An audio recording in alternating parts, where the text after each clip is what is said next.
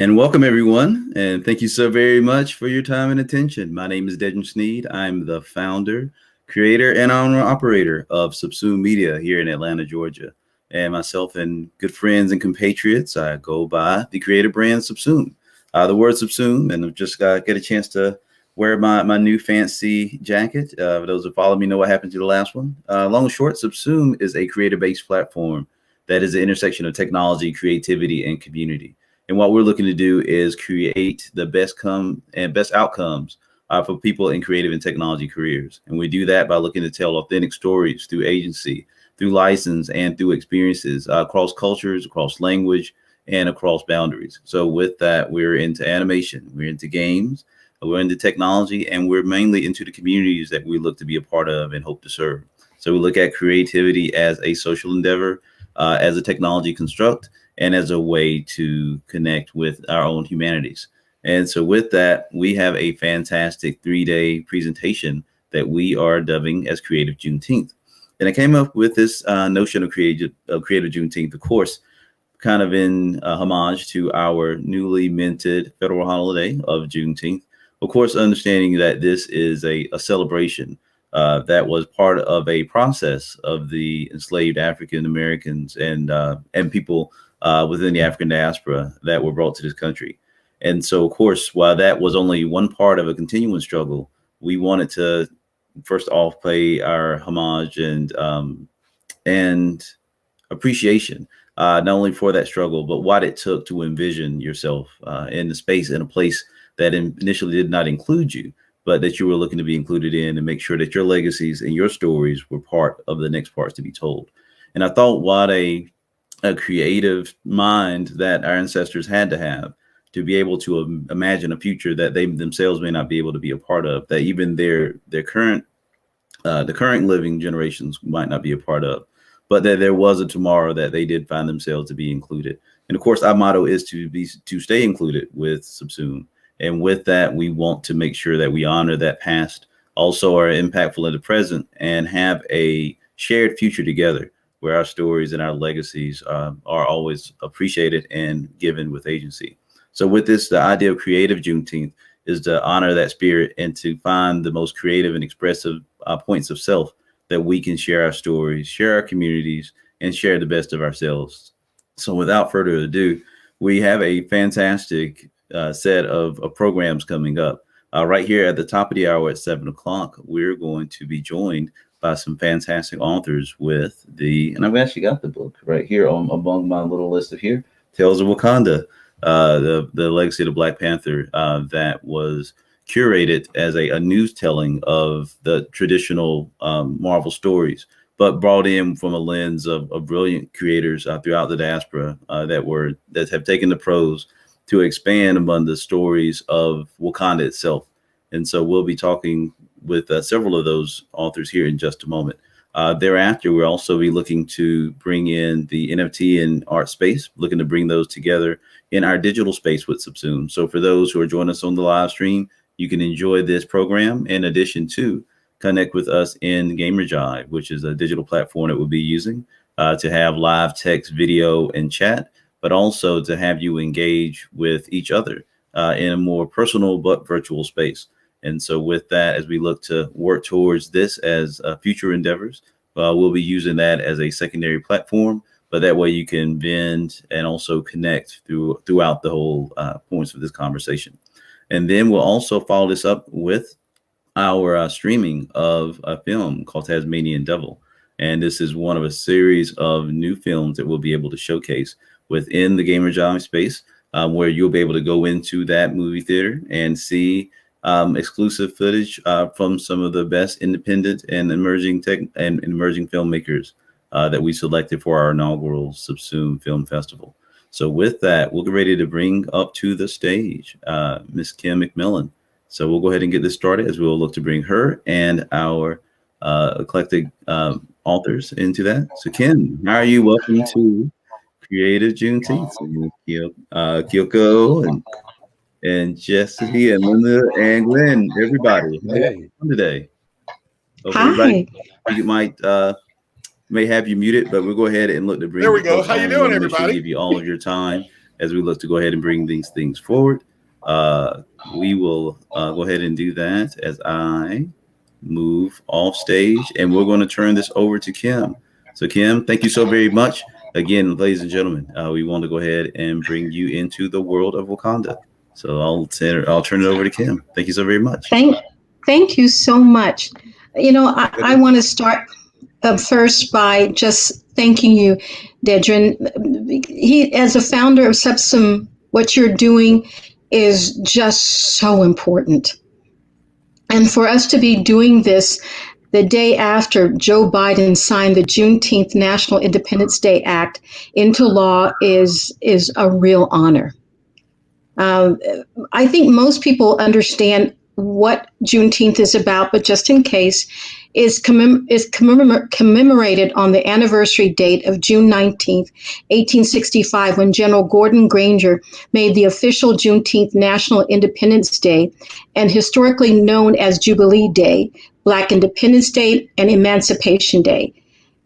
It's a holiday in the United States. The holiday commemorates the end of slavery and is regularly observed with celebrations of African American culture. It originated in Galveston, Texas in 1866. It has been celebrated annually on June 19th throughout the United States. It was recognized as a federal holiday, of course, yesterday. And we're thrilled. But what I wanted to also say is that what I find so much that opens my heart is that on the date of June 19th, 1865, announcement of General Order Number 3 by Union Army General Gordon Granger proclaiming the people of Texas are informed that in accordance with a proclamation from the executive of the United States, all slaves are free. This involves an absolute equality of rights and rights of property between former masters and slaves, and the connection heretofore existing between them becomes that between employer and hired labor. That is so, can you imagine if you're a slave in those fields and someone comes up to you very unexpectedly and says, you're no longer a slave? And I don't know if I could even grasp that. But what we're going to work to do today is talk about Black Panther, Tales of Wakanda, and what is the meaning. And not only what is that meaning, what is the cultural significance of Black Panther as we commemorate and talk about Black independence and freedom. We're going to discuss issues of freedom and self-determination as it pertains to the author's works and what Wakanda stands for in their lives and their art. Now, I want to start off with the man, the editor of Black Panther, Jesse J. Holland. He's the author of The Black Panther, Who is a Black Panther, a prose novel which was nominated for an NAACP Image Award in 2019. His story in Black Panther, Tales of Wakanda, is titled Faith, and is about T'Challa having to face his God and her only begotten daughter for the right for Black Panthers now and in the future to rule Wakanda. Now, Jesse, the theme of what does Wakanda mean is so strong in your story. Can you talk to us about freedom and self-determination as it pertains to your work? And I would love you to also read a segment of your work. Particularly, I loved your depiction of Bast's daughter, Nefertiti. So I would love for our audience to just learn a little bit about her and how important she was to your story. First of all, I want to say thank you, Kim, for that great introduction. It's always great to be with my fellow Black Panther writers. And for all of you out there, go out and pick up Black Panther Tales of Wakanda for it on sale now. You always got to do the pitch first. Okay. Thank you. Now let's get to the question. So one of the things that really resonates about the Black Panther and Wakanda, especially to us as African Americans, is that they are unconquered. They have never been colonized. They are what they are because that's the way they wanted it to be. And I think for us as African Americans who have for so many years been at the mercy of others' whims, I think it's something that we all yearn for. We all yearn to know what we would have been if not for the interference of someone else.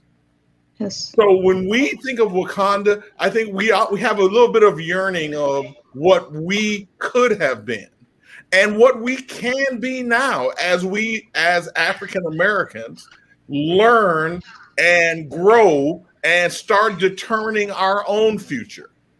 We start seeing ourselves as, let's just say it, Wakandans. People who are strong, proud, and able to determine what we want to be and not be what someone else says you have to be.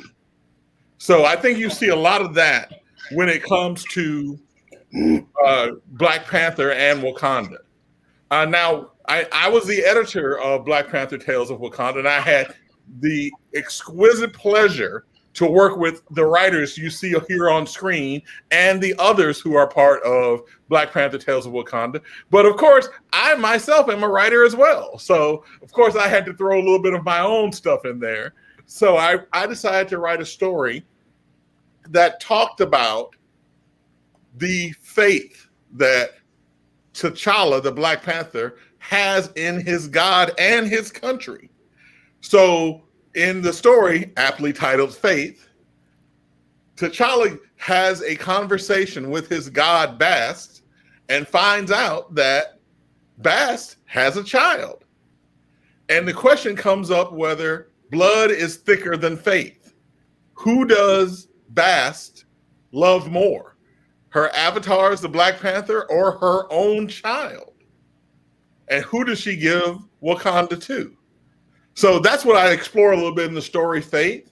And I'm going to read just a little bit from Faith to you. So you can see what Bast's child, who is named Nefertiti, was like. So Nefertiti, as a demigod, has the one thing that T'Challa does not: actual superpowers. So I'll read a little bit of Nefertiti's transformation. Nefertiti grinned again. Yeah, Mom told me all about your heart-shaped herbs and the power they give you, she snorted. Don't you find it strange that a god who visits you regularly never shares any of her actual power, that you have to rely on chemistry and horticulture to do what she tells you to do? Suddenly, her demeanor becomes darker, more menacing. Bast is the Lady of Dread and the Lady of Slaughter, the feline defender of the innocent, the avenger of the wrong, and the goddess of justice, Nefertiti said. She doesn't need some earthly plant to manifest her powers. She took a couple of steps back and narrowed her eyes. Patches of gray-black fur began to appear on her arms and legs, and her eyes changed from gray to a sickly yellow. She began making small, jerking movements and crouched down as her dress tore and fell to the ground, replaced by silky black fur sprouting all over her body. Her face transformed, a ridged brow protruding from her forehead as it slowly covered itself in glossy fur, and her ears were lengthened and sharpened. Her jaw stretched and her nose shrank and turned pink. The new glistening fangs protruded from her mouth. At the end of each limb, nails became long, jagged claws, and once taut muscles became bulged and sinewy. Behind her, a massive black tail sprouted. It began to whip back and forth in anticipation. The transformed Nefertiti stood on two legs and peered at T'Challa with hooded eyes. A full-fledged human panther, she whipped her wild crown of hair behind her and attempted to smile, but the fangs made it look more like a snarl than a greeting. So as you see, Bast's daughter has actual superpowers, not just the powers that her ancestors gave her. And the question is, who does Wakanda belong to? The child of Bast or the avatars of Bast? And that's one of the great stories you can see in Black Panther Tales of Wakanda. my fellow writers here also all had fabulous stories. So I'm looking forward to this conversation. And Kim, thank you so much for the introduction.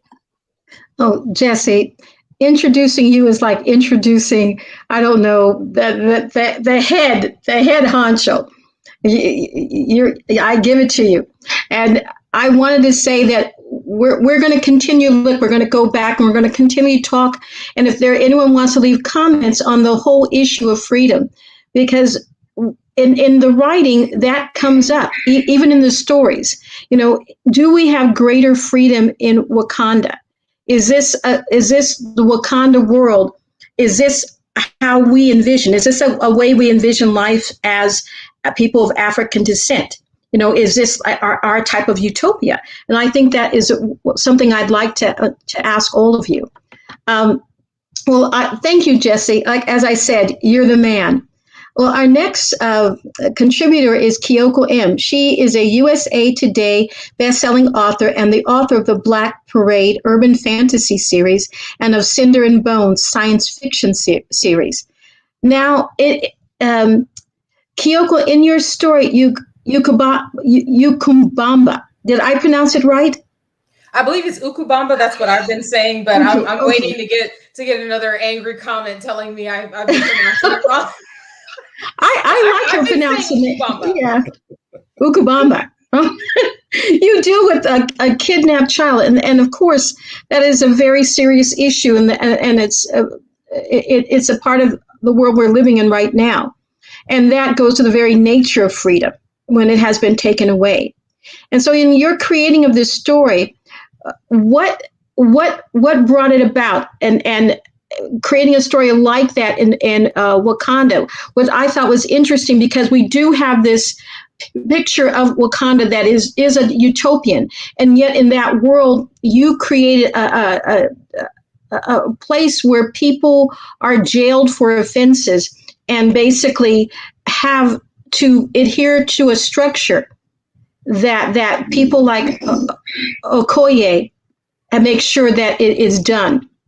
So can you speak to the importance of freedom as it pertains to Wakanda? And if you could also read a short piece to help us understand the very real issue of children being kidnapped. And you did an excellent job of really, I love the character that you created and the sheer beauty and innocence of this child that is going through something that we would not want to happen to anyone. And I read it kind of like, oh my God. But it was very real. It was very, very real. So tell us about your process and why you chose this subject matter. So a lot of it came from the idea that I wanted to make a story that fit within the word count. And so to me, I tend to write very long novels. I don't write a lot of short stories. And I thought that the structure of a typical kidnapping story is usually one where you can get a good idea of the characters, the situation, the stakes, without belaboring the point. And it's also something that's very personal to everyone, whether you have children or not. Everybody knows somebody that's very precious to them, and having them taken, even in a beautiful, vibrant, interesting world like Wakanda, it can still happen. Like you said, we think of Wakanda as a utopia, but it actually isn't. It has just as many problems as another city, but it just doesn't have that particular set of problems that come from being colonized. And so I thought that was interesting to bring up as well, because just because it's this wonderful mecca for us, if it were real, it doesn't mean it's without problems. And there would certainly be people who would want to take advantage of all the technology and, like I said, the lack of certain kinds of tensions that are present here in America that would not be present in Wakanda. So there would still be people trying to take advantage, do crimes, get money, all that good stuff. So, and like I said, I think because I live in Atlanta, which is a city that at this point is still unfortunately suffering from child trafficking and human trafficking as well. Yes. It was something I thought that I would like to shine a light on as well, from this particular perspective, especially it being a sweet little girl. So Would you like me to go ahead and do a short reading? Yeah, I would like you, and you created the character of the little girl so beautifully that no matter whether it was a short story not, we cared about her. Mm-hmm. We cared about what happened, and it, as you said, it brought a subject matter that we are dealing with in the world we live in right now. So if you could read a little bit about that, and we'll discuss it, that would be great. Sure. Okay. So I'm going to bring up a little bit. So to give you a short lead in, the excerpt I'm going to read is one of the suspects that they believe, the little girl, her name is Nandi. She was kidnapped. And Okoye was brought this case by T'Challa, and T'Challa asked her to try and find the child before she's taken outside of Africa. And so she has found her number one suspect, and she goes to visit this person in jail to see if she can figure things out. So I'll just read a little bit from there, just probably not more than a page. To Okoye, Kamari was the very definition of scum. He had been born in Ethiopia, but had left it in his teenage years to go abroad. He tried his hand at petty crimes in New York City, which had earned him nothing but broken bones and a nasty scar that bisected his forehead, ending at his ruined left eye. The Americans had found his tendency to betray his buyers if someone offered more money traitorous and sent him packing. He barely escaped with his life. What he had brought home to East Africa were connections back to the States. He had coordinated with the local criminals to move illegal arms, stolen goods, and counterfeit money to the border and outside of Africa. It had taken months of investigating to secure any information that would allow charges to stick. What had finally done Kamari in had been his ego. Okoye had approached him in disguise to set up a deal, and he'd fallen for it thanks to his towering ego, for he knew little of the Dora Milaje aside from their reputation. It had filled her with spiteful satisfaction when she watched the authorities stuff him into the back of the car. Allegedly, he'd precipitated the transfer of at least 100 young girls outside of East Africa. Therefore, Okoye was not terribly eager to be in his presence once again. He'd pressed in on all sides as Okoye strode down the hallway to the isolated prison cells. Each one sat roughly 20 feet apart from one another and had wrought iron bars staggered so the inmates couldn't see each other. The stone floor hadn't been swept recently. Her sandals left impressions in it as she walked towards Kamari's cell. The other inmates whooped and hollered at her appearance, making lewd suggestions or shouting insults as they recognized her uniform. And Okoye simply smiled. She put a lot of these men here personally. It was one of her greatest accomplishments as a warrior. Finally, she reached Kamari's cell. He was a short man, around 5'6", and spindly like an underfed spider. His right arm had a cast from the elbow to his thumb, caked with dirt and lint from his prison uniform. He had a scraggly beard and unkempt hair. His brown eyes were lifeless and beady. He had 2 gold front teeth, not as a show of wealth, but rather that he'd gotten the original teeth knocked out by a New York mobster the same night he acquired the scar. She remembered he'd bragged to her that it had been none other than Wilson Fisk, the kingpin, but she knew better. Kingpin didn't knock out front teeth. He caved men's skulls in with a single blow. But the story sounded good to other low-life criminals, so he stuck with the lie to increase his reputation. How ironic, Kamari said, tilting his head up from the pillow as he spotted her. My only visitor is the one who put me in here. Okoye offered him a thin smile. You should be grateful. Any visitors other than me would only visit with the intent to end your life. Kamari flashed her his gold teeth. You're not here to kill me. Lucky me. For once, you're more useful to me alive than dead, she said, rolling her eyes. I need information. Okay, so that's where I am. Oh, Kim, you're still muted. Thank you for saying that. I wanted to thank you for that, because what you wrote about is something we have to continually keep in. Just keep our awareness. I know many people on this here are parents, and this is something we just cannot even see. And I love how you wrote about Okoye. She was like, what a badass. I mean, it was like, where do they get women like that? You know, it's just amazing. Amazing. Yeah, I joked about the fact that one of the reasons I chose her is that, again, I fortunately have grown up around a lot of really powerful, smart, sympathetic Black women. So it was like complete second nature to me to choose to write about her. Excellent, excellent. But before we go further, I would like Jesse to just say, I always think this is important. You to give what my mother says, give Caesar what is due.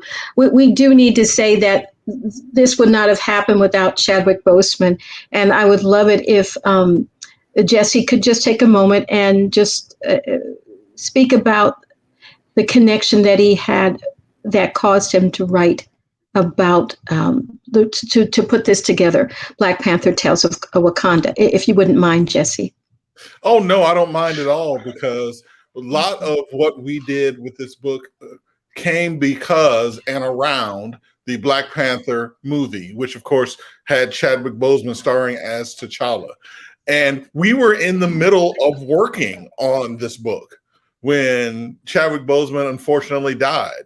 So we, as a group, we got together and we decided that this book would be dedicated to Chadwick Boseman's memory, because without his towering presence, I mean, there are some casting decisions that are easy. And having Chadwick Boseman as the Black Panther, I mean, he embodied the spirit of T'Challa.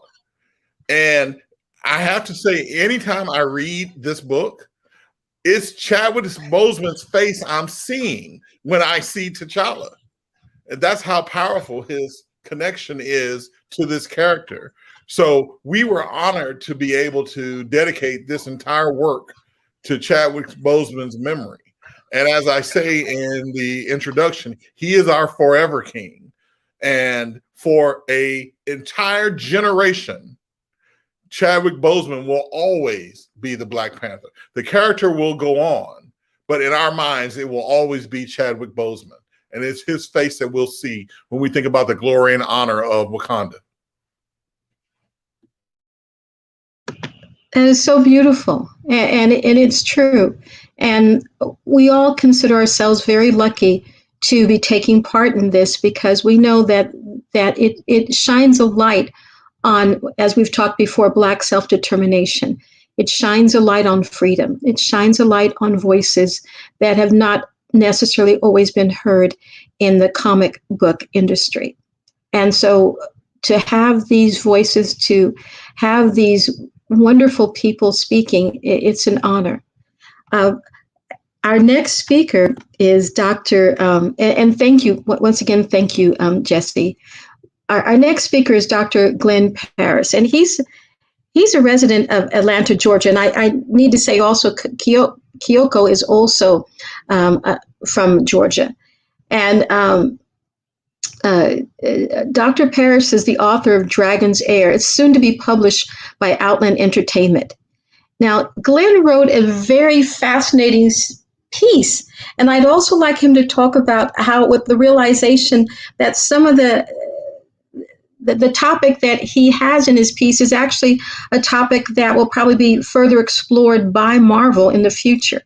Glenn's piece is called The Underside of Darkness, and it's a fascinating story of power where, once again, the issues of freedom and conquest come up.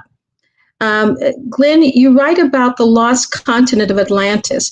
Can you read one or two short sections, and we'll talk about that to give us an idea of this whole nature of power with regard to your story and with regard to Black Panther also?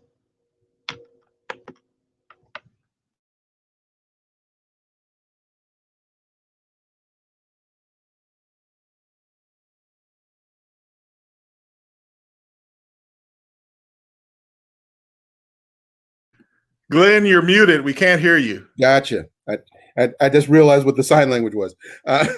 I'm sure I'm one of the older members of the group who doesn't remember to unmute himself. But I've of course been reading comic books since the 1960s, and in higher education, I did spend some time with African and African American history, and learning about the arc of the Ghanaian Empire, Songhai, Mali, and Weni Maputo, and so many of the other kingdoms that had peaked and fallen, before the rise of Europe, making them vulnerable to slavery and a lot of the abductions that occurred in the 1700s, 1800s, and beyond. And I often wondered what it would be like if those empires were not interrupted, if they continued on the arc that they had. Going back to ancient Egypt, the Library at Alexandria, the University at Timbuktu. These were centers of excellence that people came from all over the world to educate themselves at. That's what Wakanda is, and I think I'd be remiss if I didn't address the loss that we had with the interruption of slavery to our culture and our rise as a people. So I wanted to look at the geopolitics of a superpower that had to maintain a balance with the other superpower that's comparable, that being Atlantis, and how you have to also keep both powers secret from the rest of the world. I mean, I think that would be quite a trick. I look at what the United States and Russia and China and France and Germany, and England all have to do to maintain their power in the balance over all these centuries. What must Wakanda have had to do, and at the same time remain secret and keep the world at peace or relative peace? So that's how I approached my story. I don't know if Marvel is going to go with this. They're really good at misdirection and lost leaders. But the word on the street is that the antagonist of the next Black Panther movie, Wakanda Forever, is going to be Atlantis and Namor the Submariner, which is what my story is about. So we'll see. We'll see. They can always change, and they often do that. But we'll see what happens there. But if you would like, I can read a little bit from my story. Let's see here. Only Wakandan kings were privileged to ride the sacred striped horse. It was said that the gods allowed no other men to bridle the zebra, so that mortal men should never forget. The celestial orishas shaped the whole continent to resemble the zebra's head. It was a point of consternation among recent Wakandan kings that zebras were stolen from the motherland and placed in captivity. He's speaking to his lover and says, "Our war dogs report progress in the New World and Europe." T'Challa stared off into the near distance as he spoke. But the beacon of freedom, once called Moses, approached her life's end. So this is the source of your troubles, Asalato concluded. The decision to see the new world with our diaspora was a painful one for all. Only the royal families knew that slavery served as our wedge. Guided by Wakandan war dogs, they secretly leveraged the direction of Western civilization, prevented consolidation of power and the ultimate destruction of civilization. We contained the Mongols from extending their reign across Eurasia. We'll steer these new Americans too. They're the sleeping giant we have to watch in the decades to come.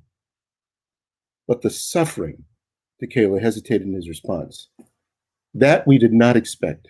Slavery was never like this abomination they created.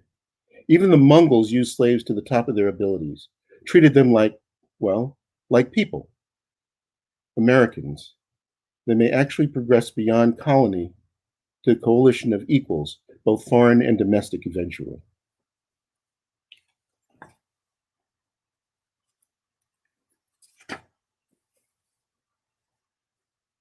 Adobele, your troops appear fit for battle, T'Challa called, suppressing a smile.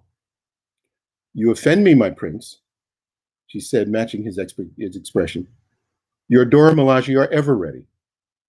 We have a mission, Adobele, a mission every Wakandan king has dreaded. The general of the Dora Milaje knew no fear, yet there was only one danger to spark dread in the heart of a Wakandan protector. Atlantis? Possibly, T'Challa whispered. Adobele's voice became a rasp. But the treaty, not the Atlanteans. He shook his head. The French. The French, my prince? Seriously?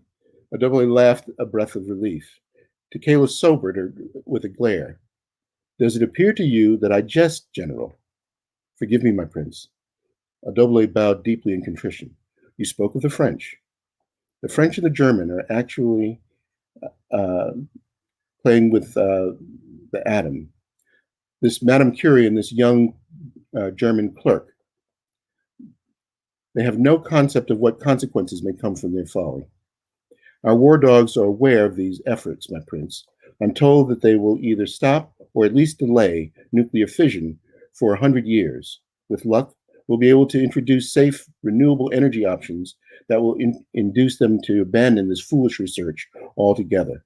You should not worry about such things. That's it.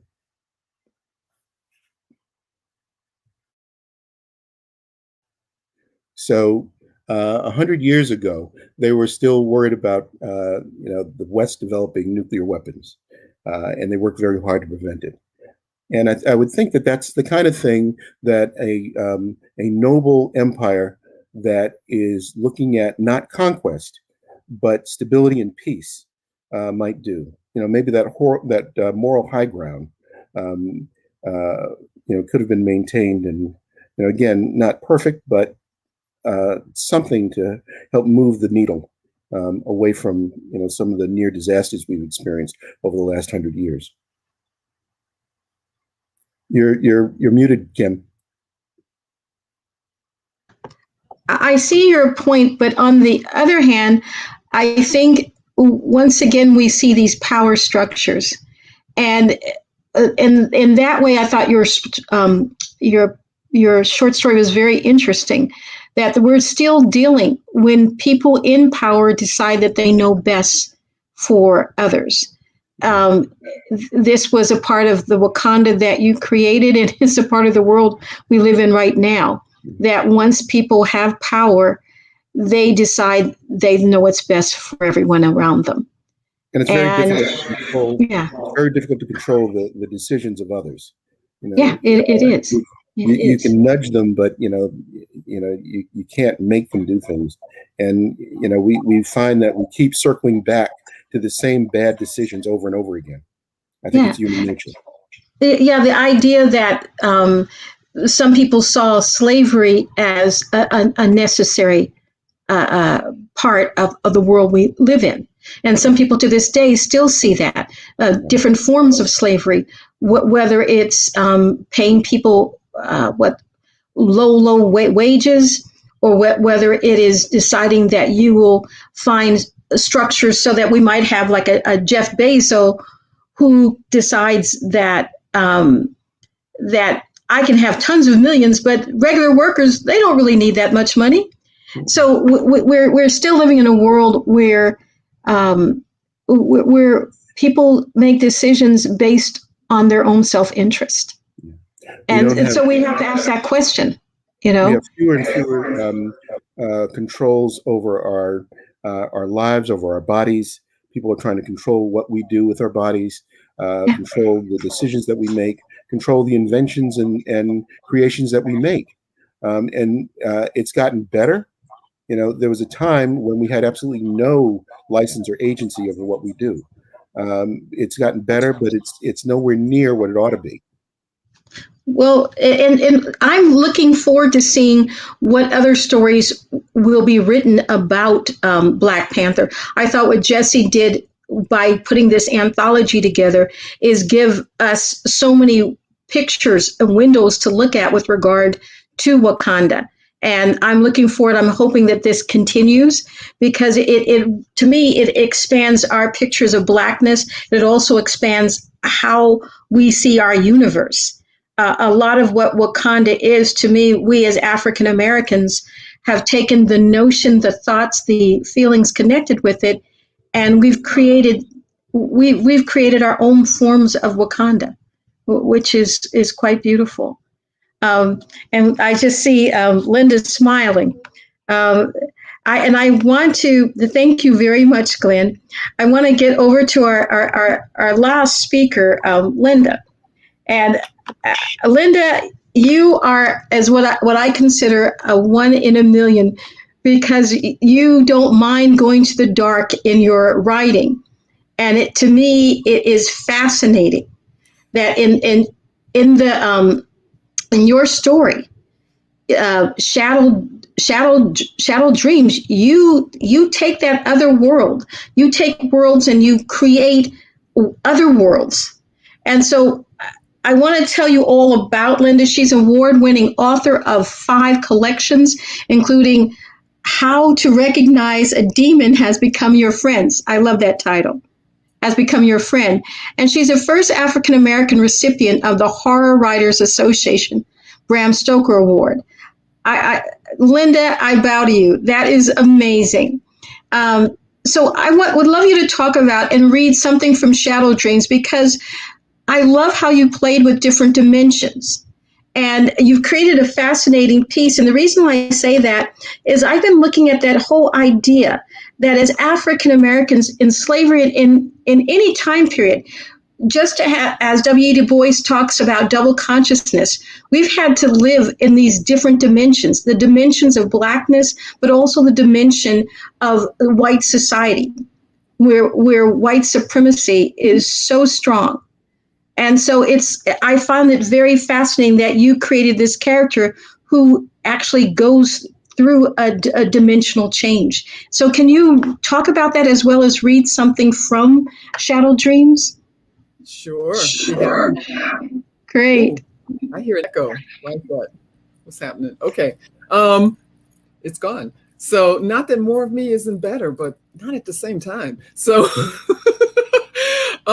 I actually have been so fascinated with quantum physics like forever. When I was in college, I went to physics and then I changed and got a BS in math because we need a PhD to do research and I just couldn't go to school anymore. So anyway, I have been, of the last few years, really fascinated with the idea of infinite realities, multiple realities, the idea that in this reality, the America that we live in is this way. But in some of the stories, as Glenn has mentioned, what if there is infinite realities, a reality where that didn't happen, as Jesse said, where the interruption, the change, and how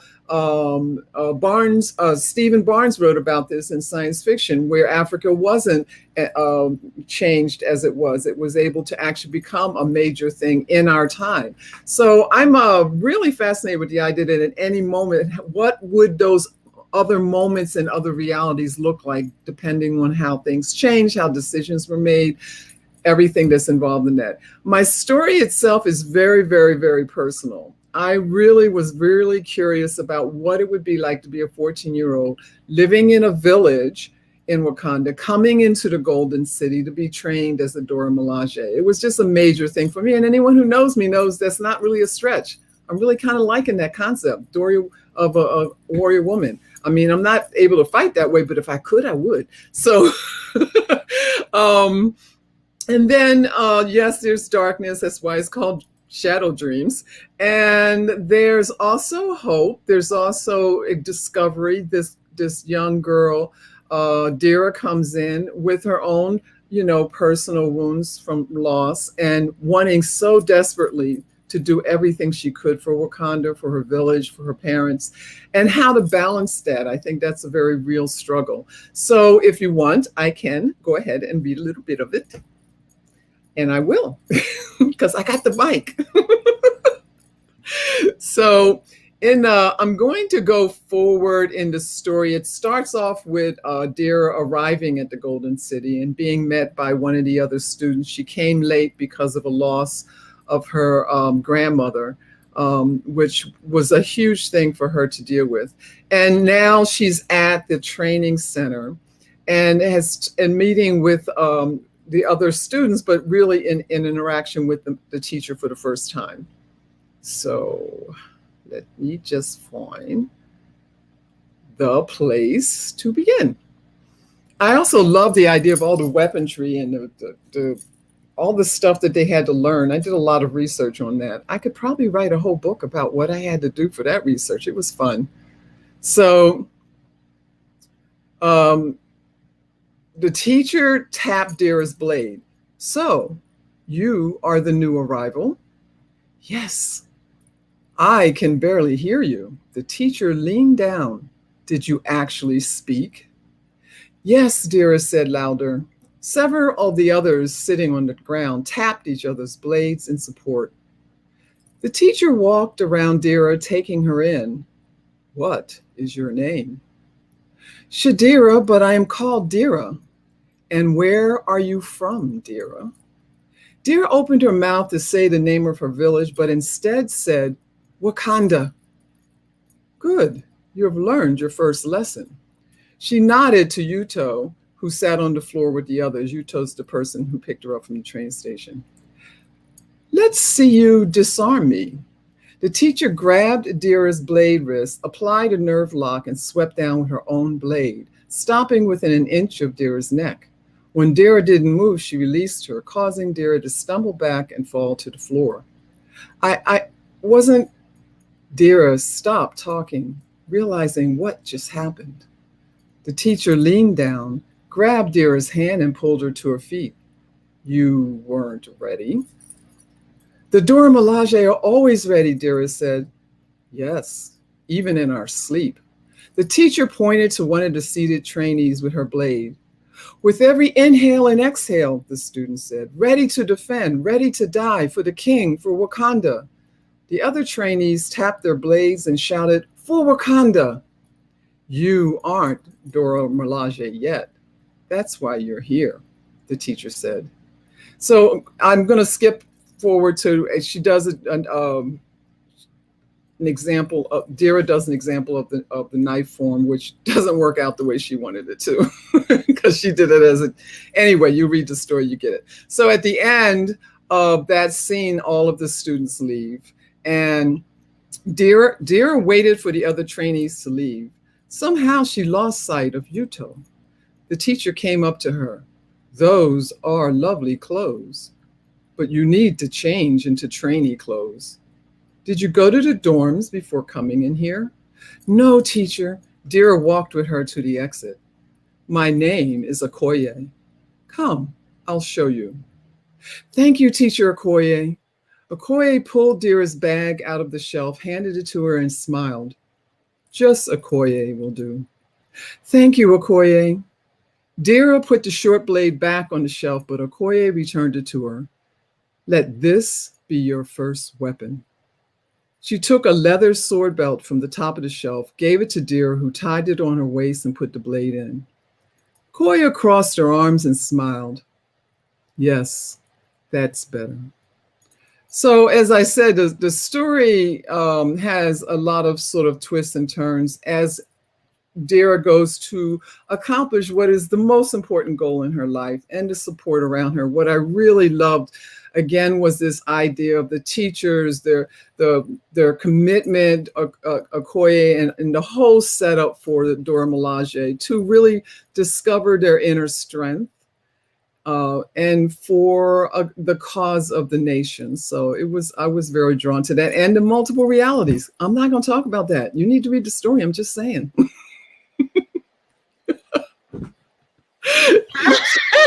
Thank you, Jesse. And I love him. I love this, and you can find it on Amazon. You can find it in your local bookstores. You can find it by just going into online. You have a bookstore in your community, go online. This book is everywhere. And if you can't, you can call us up, so we'll email us. We'll find the book for you. You can't find it.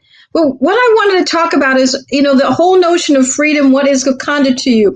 I think almost all of you, most of the people in some way dwelt on the Dora Milaje and also Okoye. So I'm curious, do all of you see with the character of Okoye a sense of this woman would be free whether she was a slave or not? That there is something in her spirit that doesn't allow her to be in any way under anyone. She's a powerful woman, and she's represented. Anyone could speak about this issue. Well, I just want to come in real quick and say that what Koyoko said is true. I mean, if you grow up in America, there are very few of us in the Black community who cannot speak to some woman in the family who represented the strength, the balance, the center, the heart, and the heart with strength. Like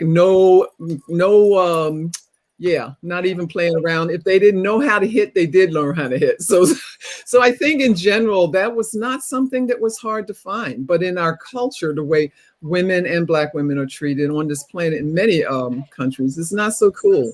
But in our families, we all got it. Good point.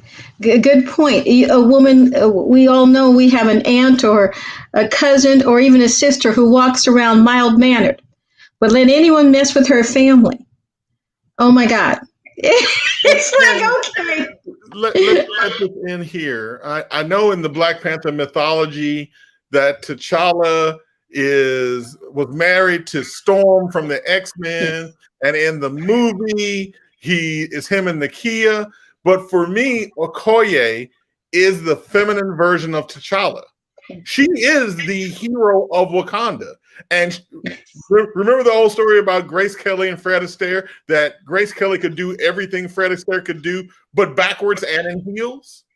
Okoye does everything T'Challa can do without the heart-shaped herb and without Beth's blessing. She's doing it by her own inner strength training. So to me, Okoye, really, if you want to talk about the next Black Panther, I think she might be a good choice to be the next Black Panther, because she is the strongest women without powers in the entire Marvel universe. So I think a lot of us sleep on Okoye a little bit, that we see her as just Adora. But I think Okoye is one of the strongest women in fiction, period. Yes. In my story, it takes place 100 years earlier.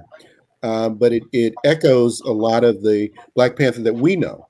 And in my story, the general of the Dora Milaje is Adobale.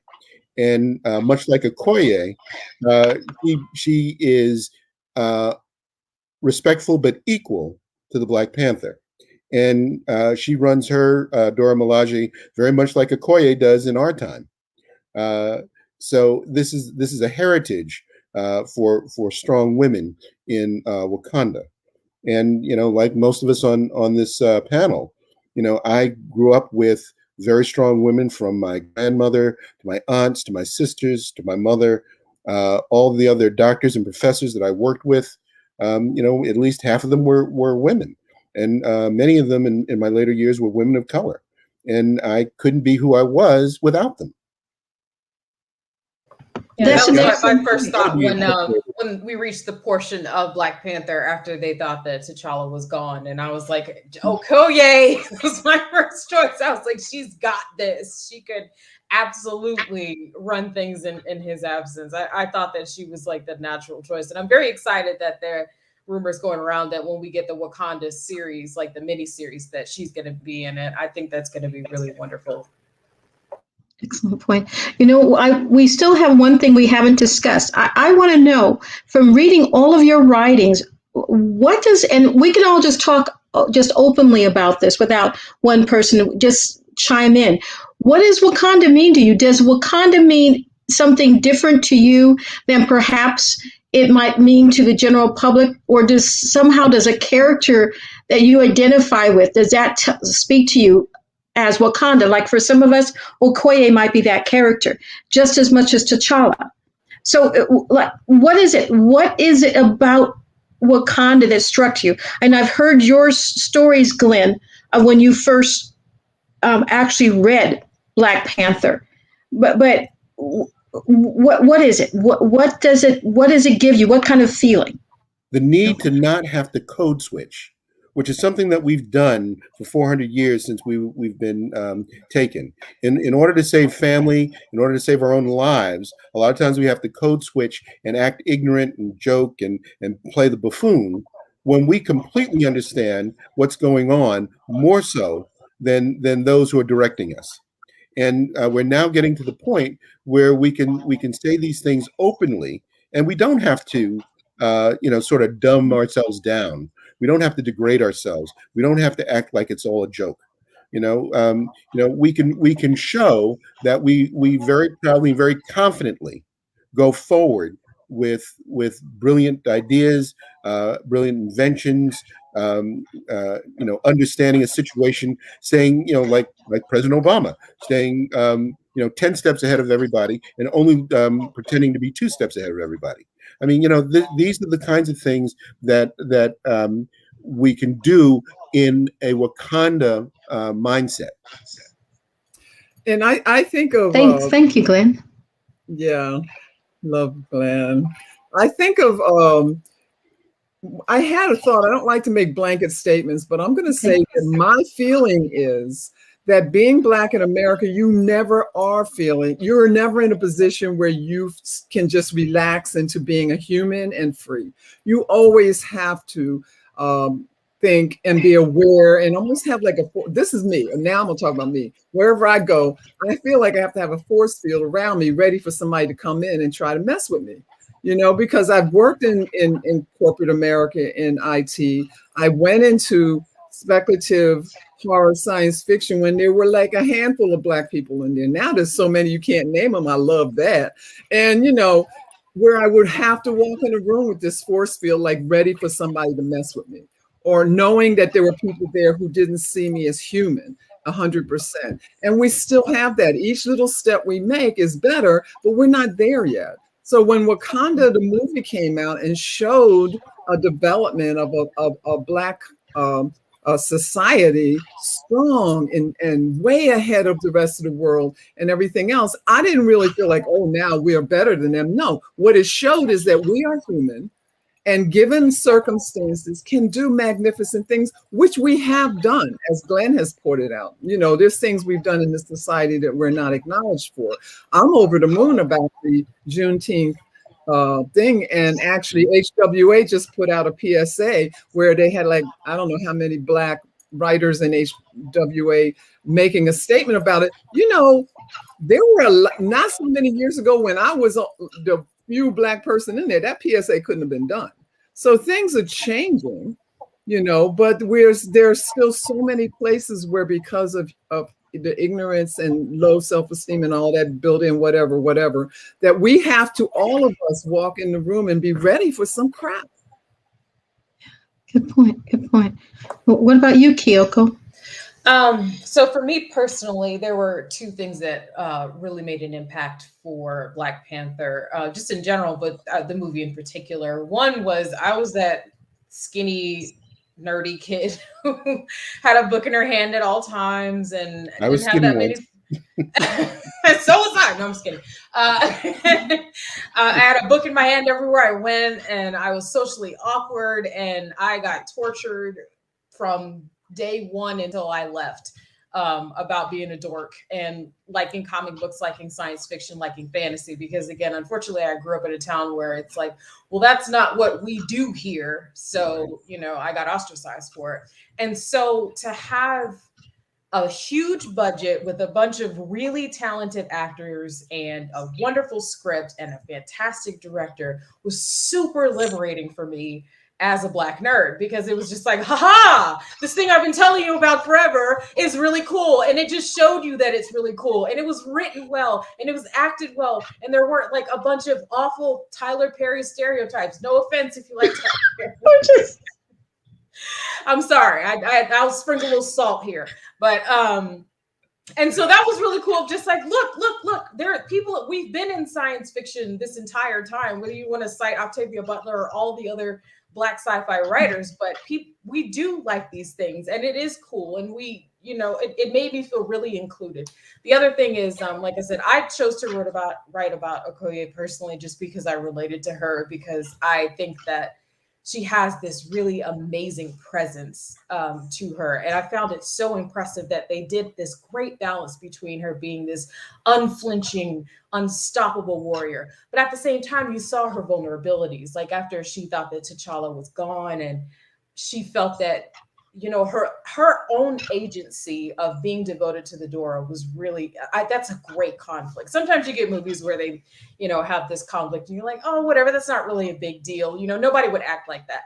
The way that they portrayed her being loyal to the throne and then realizing over the course of the movie that no, I was actually loyal to T'Challa because of who he was, because of what he made Wakanda, because of what he made this environment. I can't just be loyal to the throne when you have a pretender sitting on it.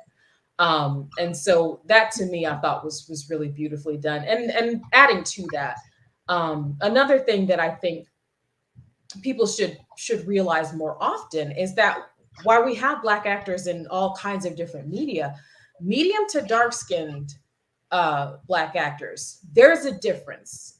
It's very uncomfortable to talk about, but there is a difference when you see the roles that lighter-skinned Black people are given and then the roles that medium to dark-skinned people are given. And this was a film where it was almost universally dark-skinned actors. And it was like, it just felt nice. It just, not that there's anything wrong with anything else, but it, to me, again, as a brown skinned bordering on dark skinned Black person, it was just like, especially with the Okoye, because she was portrayed as feminine, beautiful, powerful, all of those things. It wasn't one of those things where they pushed her to the side of being a tomboy or pushed her to a super feminine side. It was right in the middle. And I thought that was super well balanced as well. And so you put all that together, and that's really, I think, what I kind of came away with between Black Panther in general, but also the film. I love what you had to say. Thank you. You said it. Well, Jesse, what about you? Because you already had written about Black Panther. So what was it about Black Panther that captured you? And then the idea of Wakanda, did you see it as something that was even I've talked to some people who see it as a possibility of something that's a form of reality, that we can create something that a space of freedom. It almost reminded me of, I don't know if you've ever heard of Quilombos, where Black people during slavery had a safe space where they could live. And somehow Wakanda seemed almost like a safe space where Blackness is something to be proud of. So yeah. For me, the real attraction to Wakanda is Black. Not only is Wakanda Black, it's blackity black. So it celebrates its Blackness. It shows off its Blackness. It revels in its Blackness. I mean, as creatives, Black creatives here in America, we know that sometimes to make our stuff mainstream, to make white Americans read it, we have to pull back the Blackness a little bit sometimes. We have to introduce non-Black characters. When you see some of this stuff on television and you know it's written by someone Black, you can usually pick out the point where they had to change something to make it appealing to a white producer or a white network director. And we still hear stories about this to this day, about how we have to sort of pull back ourselves to make others comfortable. But with Wakanda, we don't do that. With Wakanda, we say, this is what Wakanda is. And, you know, maybe we'll give Martin Freeman a small role in the movie. We give him a little something to do. But it's going to be Chadwick Boseman. It's going to be Angela Bassett. It's going to be Forrest Whitaker. They're going to lead the movie. It's going to be Michael B. Jordan. They're going to lead the movies. So for me, Wakanda means we don't have to hide our brilliance. We don't have to hide our creativity. We don't have to hide who we are, because who we are is beautiful and powerful and strong. That's why we want Wakanda to come into reality. I mean, and that's one of the things that I'm also really happy that we have Juneteenth as a federal holiday now, because it means the government and schools and businesses from now on every year have to recognize that slavery did happen. It's not a theory. They're going, when they have their next year, when we have their Juneteenth sale and they're trying to sell you a car, remind them that what we're doing today is not a celebration. It is a recognition of what this country did to us. And it took them 2 months to let us know. The fact that we found out something that they didn't want us to know in Texas, which was slavery was over. So 2 months ago. Yeah, exactly. I mean, I really hope that we don't lose the meaning of Juneteenth in the future, because the meaning of Juneteenth is not, it was the day that slavery ended.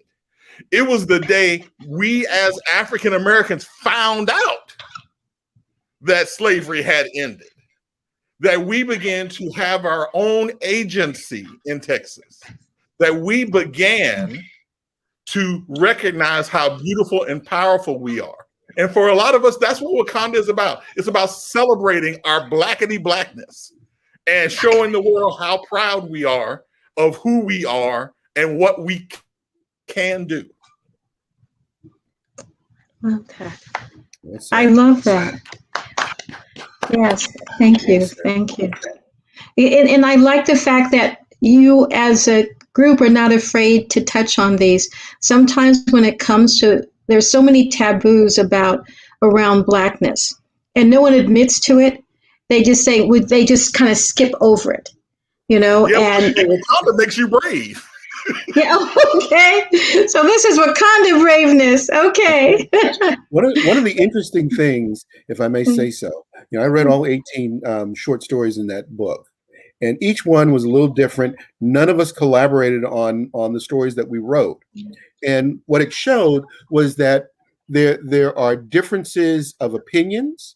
There are different takes on the same issues, but they're all informed by the baggage that we bring from our unique experiences as African Americans, and it is projected through the lenses of our own experiences in our own communities.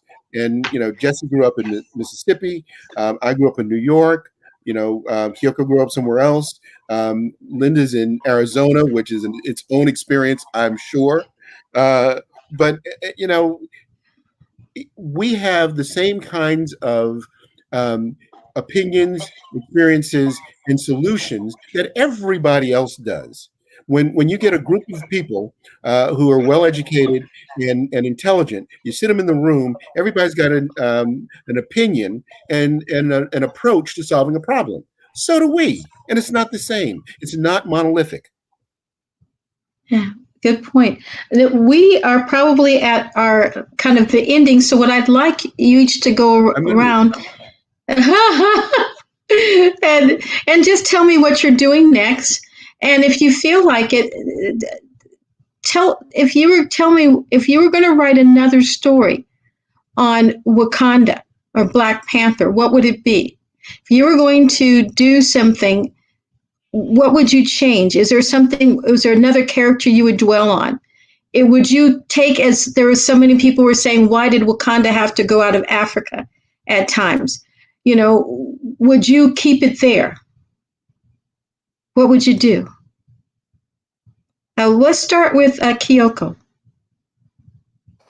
I think if I got another shot, I'd like to do Shuri.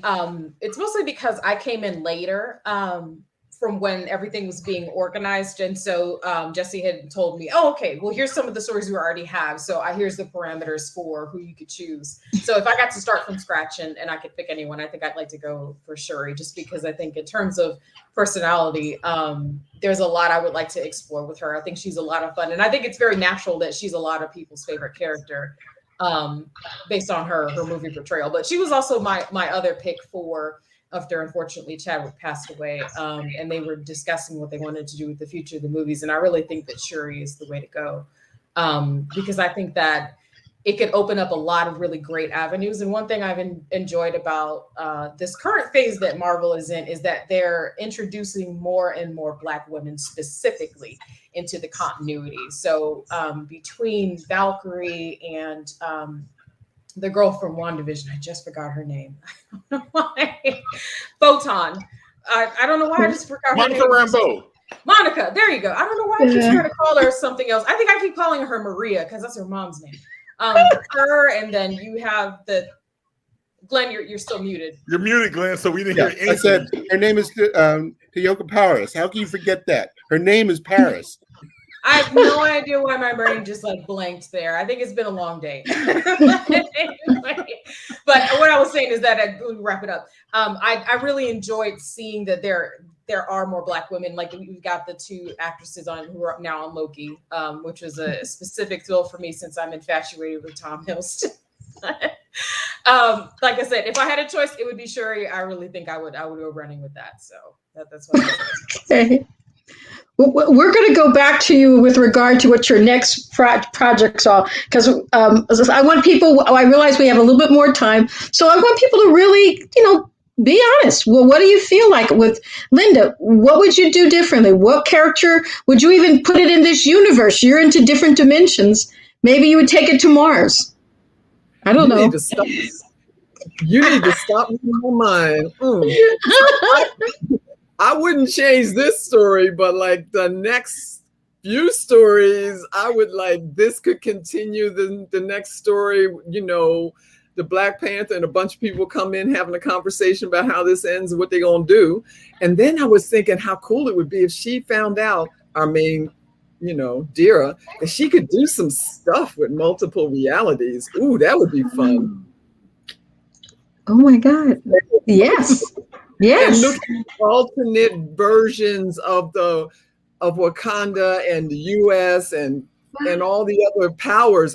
If she could like slip and slide and move and ooh, yeah. That might be a 10-book thing. I'm just saying. She could be a whole superhero on her own. What you're just talking about. Don't even get started. I literally have 15 books I want to write. If I start thinking about one thing like this, that could be 10 by itself. It's funny. I was thinking about the multiverse after Linda started talking about it. What if the brothers were exchanged? What if Michael B. Jordan's father actually had become the Black Panther, and T'Chaka was sent to Oakland to raise some ruckus or as a war dog? Michael B. Jordan would then be the Black Panther, and then Chadwick Boseman would have been the Challenger. That would be kind of interesting. Yeah, I was going to say that actually. Think of the DC universe. So with Calabac and Orion, that's what they did. They switched kids in like this weird peace treaty thing, and the results were really, really interesting. I think that would have been a lot of fun to do a kind of like alternate, which I'm hoping, because the What If series is on its way. I don't remember if that's this year or not, but I know one of them is, I think that they switched. Did they switch to T'Challa and Tony? No, they switched to T'Challa and Star-Lord. Star-Lord, that's what it was. I mean, they switched it with somebody, and I was like, "Oh, that sounds really cool." T'Challa becomes part of the Guardians of the Galaxy. There you go. So I can't wait really for love What If yeah. just for that one episode. And also, all of us Chadwick Boseman fans, with that What If episode is Chadwick Boseman's last appearance as T'Challa, because he voices T'Challa for that What If episode. So it's coming out later this year. So don't miss that episode of What If for Chadwick Boseman's last appearance. But Kim, when you're talking about all of these stories, let's just say, I really hope Ryan Coogler and the What If crew and the Marvel Wakanda television series crew are watching this, because you're hearing a lot of these great ideas that they should come to us and say, hey, what do you have next? So one of the ideas I want to point out, I would love to play with, is that what if Wakanda was like the Marvel Universe America? Now, keep in mind, the only Wakandan hero we know is the Black Panther. But what if they had their own Spider-Man? What if they had their own Captain America? Bass empowers T'Challa.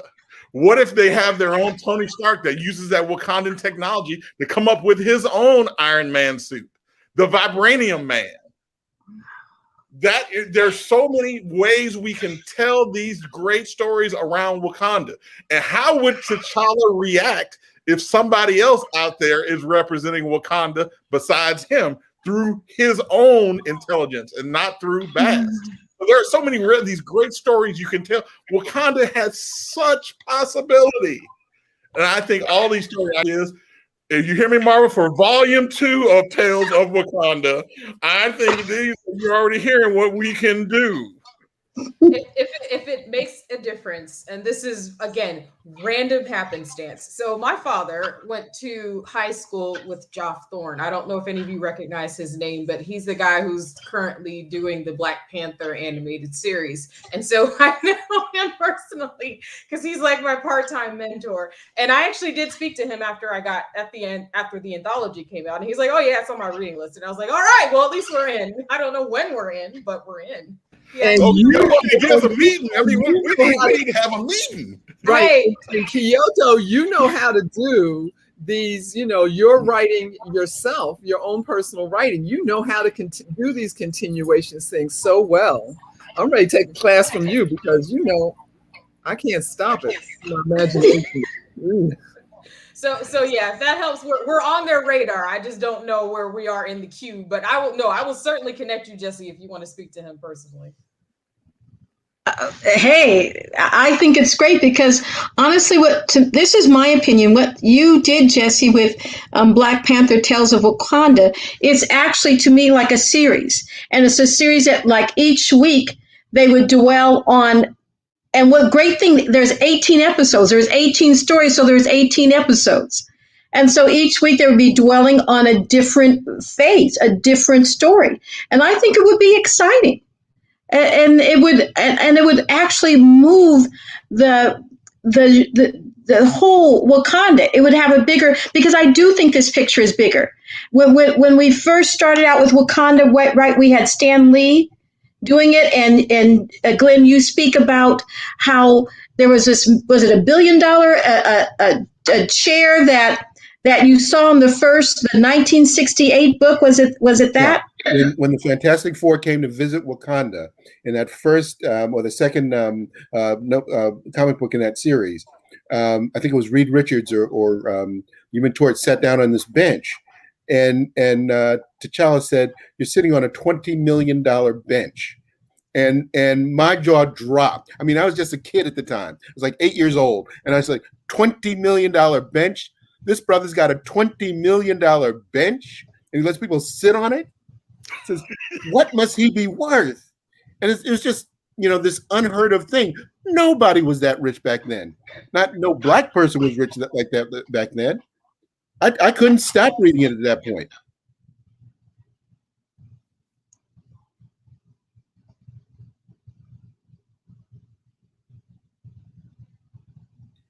I think everybody's muted.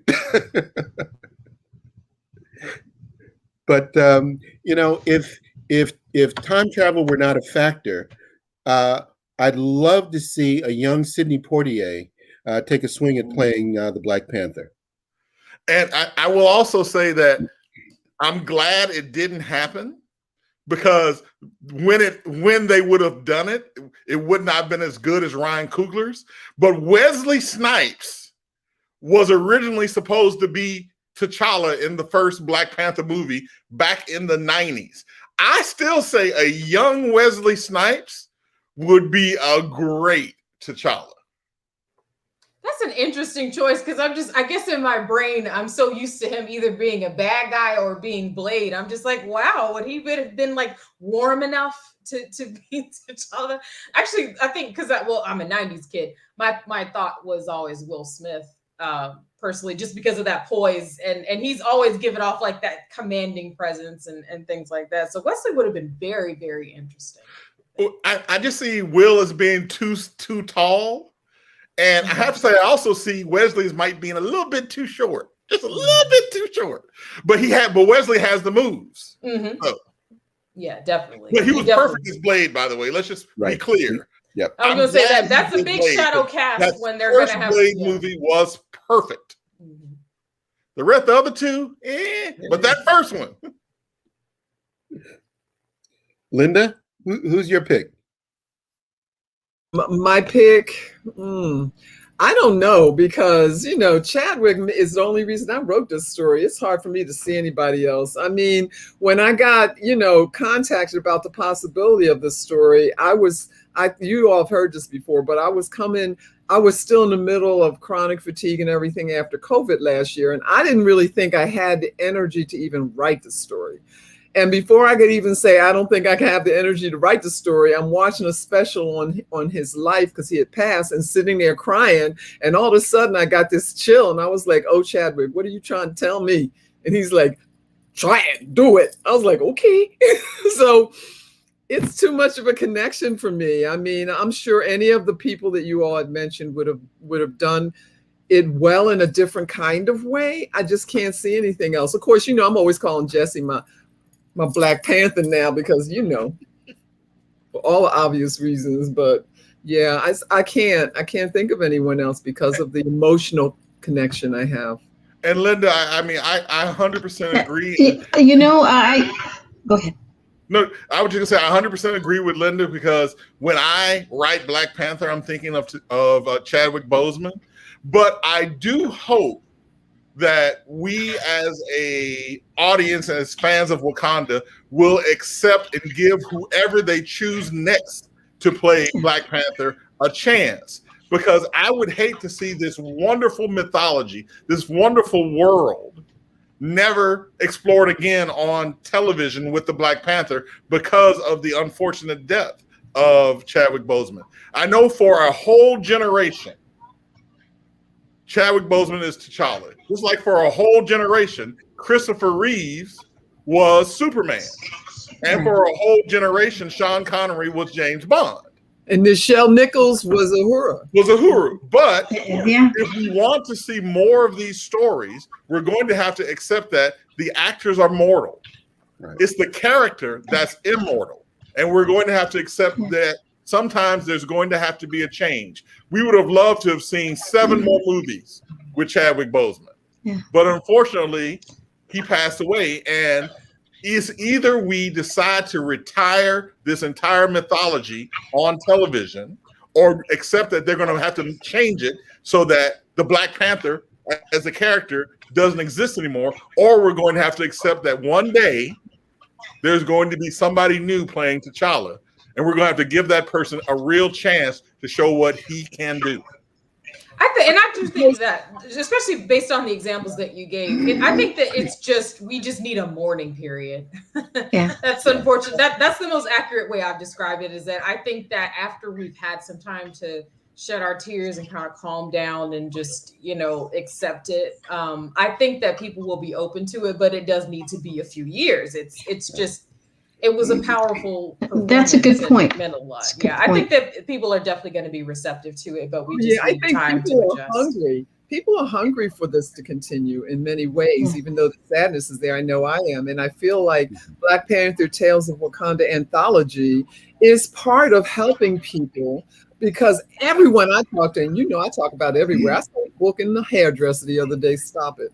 So, I'm always telling people, you want to have some more fun. And, yes, Chadwick and all this happened, but buy the book. It's fun. You can still go in there and enjoy yourself. So I think that Chadwick was so wonderful at it is going to continue to want people to fulfill that hunger for that adventure and that vision of Wakanda and so forth.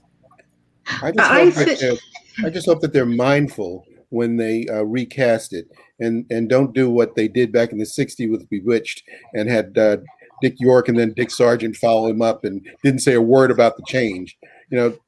Think about what you're doing is the only advice I would give them. So Kevin Feige, if you're listening, think about what you're doing.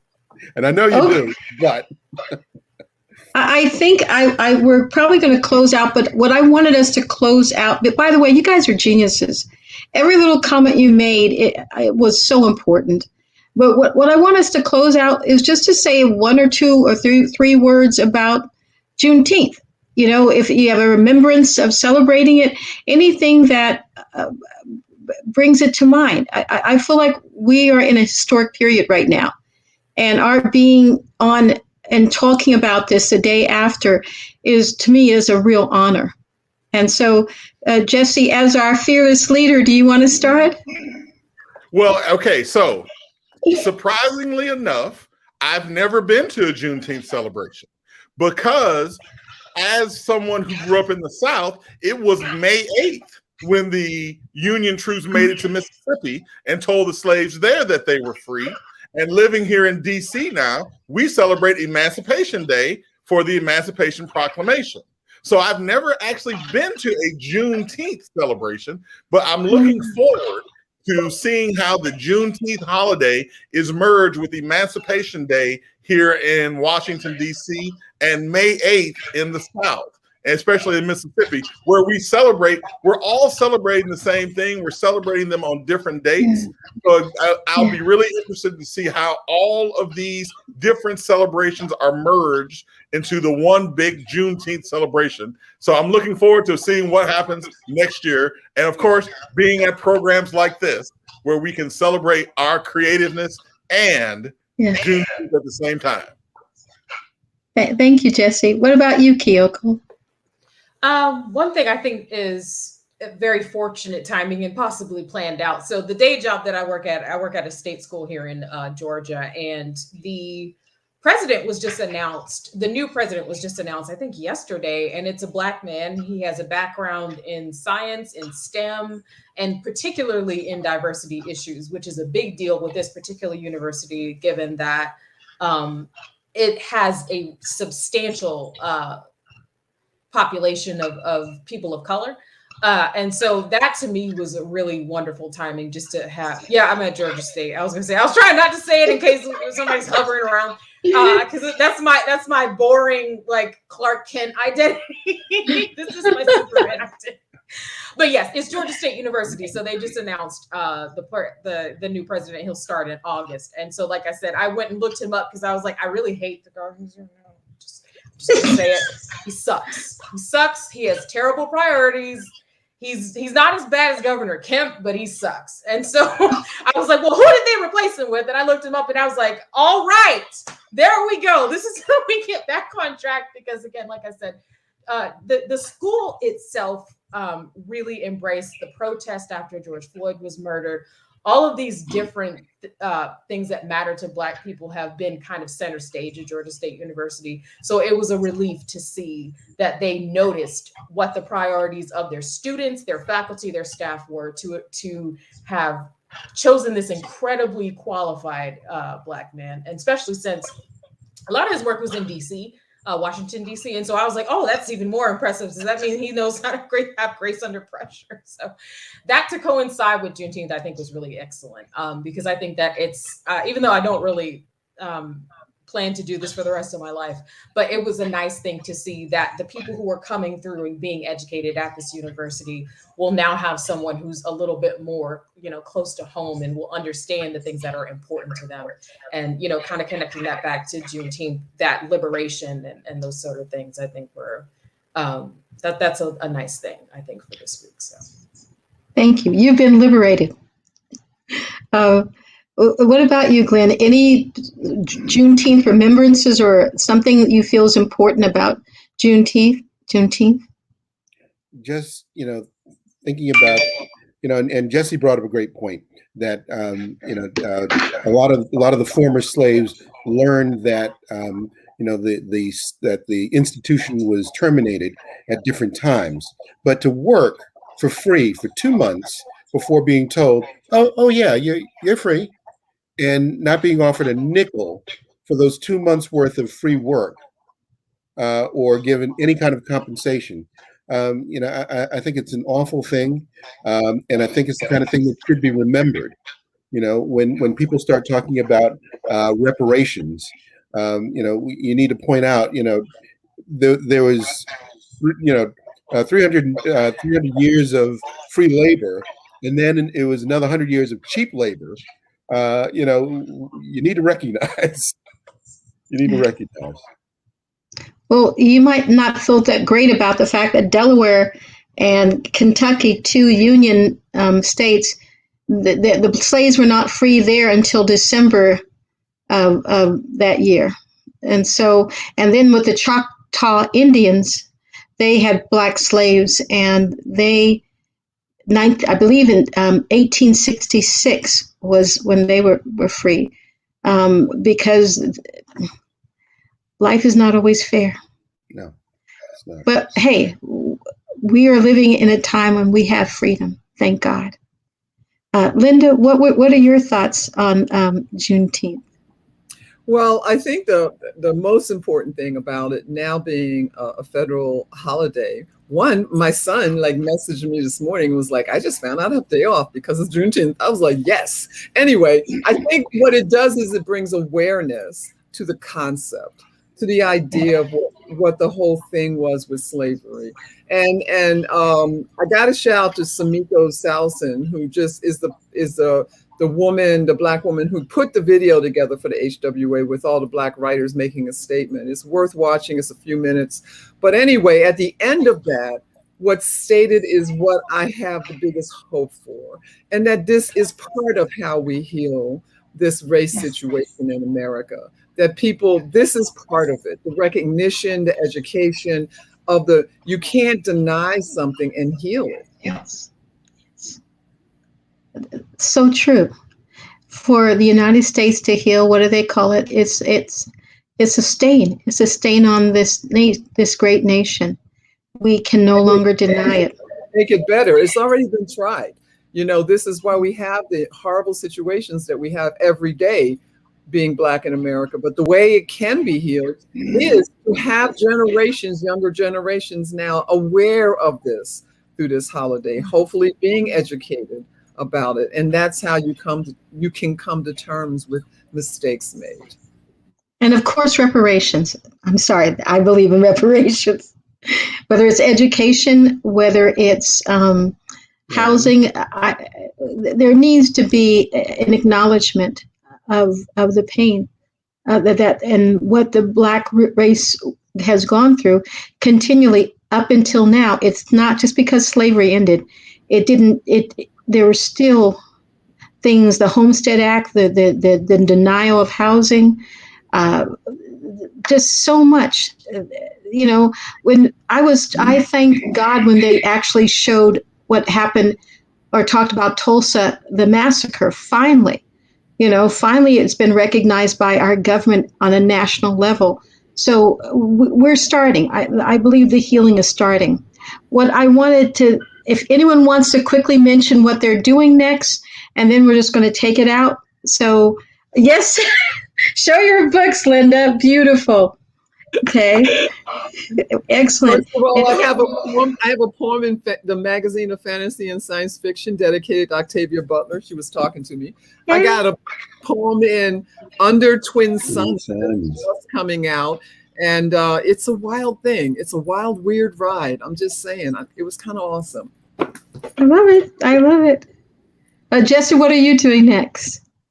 Well, of course, I have a couple of things I can't announce yet, but I can tell you that I'm working on another anthology, this time surrounding African-American history, fantasy, and science fiction.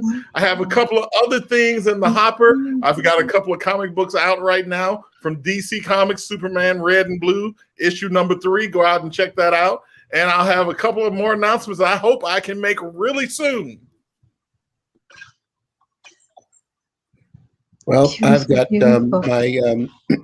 my novel Dragon's Air has been picked up by Outland Entertainment, and I just got a word from the editor. They're working on the cover art and the back cover text. So I think they're going to make an announcement within the next maybe month or two, I guess. I'm not quite sure when they're actually going to release the book, but it's a really great feeling. Excellent. Thank you. Kyoko? So right now I'm working on book 5 in my current science fiction dragon hunting series. That'll be out next year. If I keep writing it so fast, maybe it'll be out this year. Because actually today I hit the halfway point. I was like, oh, I'm writing this faster than I thought. Anyway. Kyoko, I want people to know how many. Kyoko, she is amazing. But tell them how many pages in your average book. I just want our audience to know that. I was going to say, so because I went to an event this weekend, that was the funny part. So I had one copy of everything I've gotten published right now, which is 9 books. And so I was putting it out. I was like, Oh, I've read a lot of books. I guess I didn't notice when, because that's the first time I've had them all in the same point because of COVID. So before I would have like half and half or something, and I had them all out. I was like, oh my God, I wrote a lot. But no, my average book is like on the high side of like 400 pages. So I talk quite a lot. I write a lot of books. I think it's excellent. Well, I want to say thank you to Subsume and Dedrin.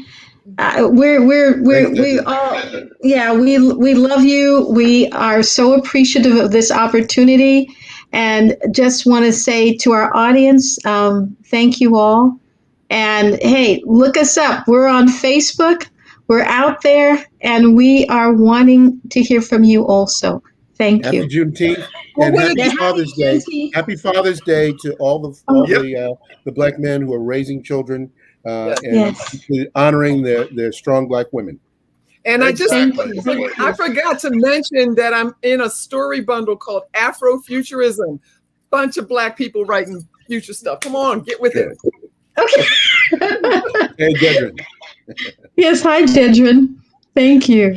No, thank. Oh, you muted yourself. I'm not hitting on mute. There you go. We'll learn this soon enough. So that's it. No, just again, I had to give the extended mix of this. This was just too good to turn off. We absolutely gonna have to do this again. You guys just set the bar extremely high, and again, just as a fan of all your work, obviously, and again, just for what this means to commemorate and kick off, this. I think just this really, I don't know the right way to say it. I think this is just like a very seminal point, in African American literature, just in creativity, the premise of Afrofuturism and shared futurism that all of us are part of. And so this, I think this book, your work is really going to be a nice watermark to that conversation points forward. So again, I'm honored by each and every one of you for being here. And to that, I'm going to build some points and links. I already was asked the best place to buy that book inside our virtual space. So just as an aside, I'll work on that tonight to do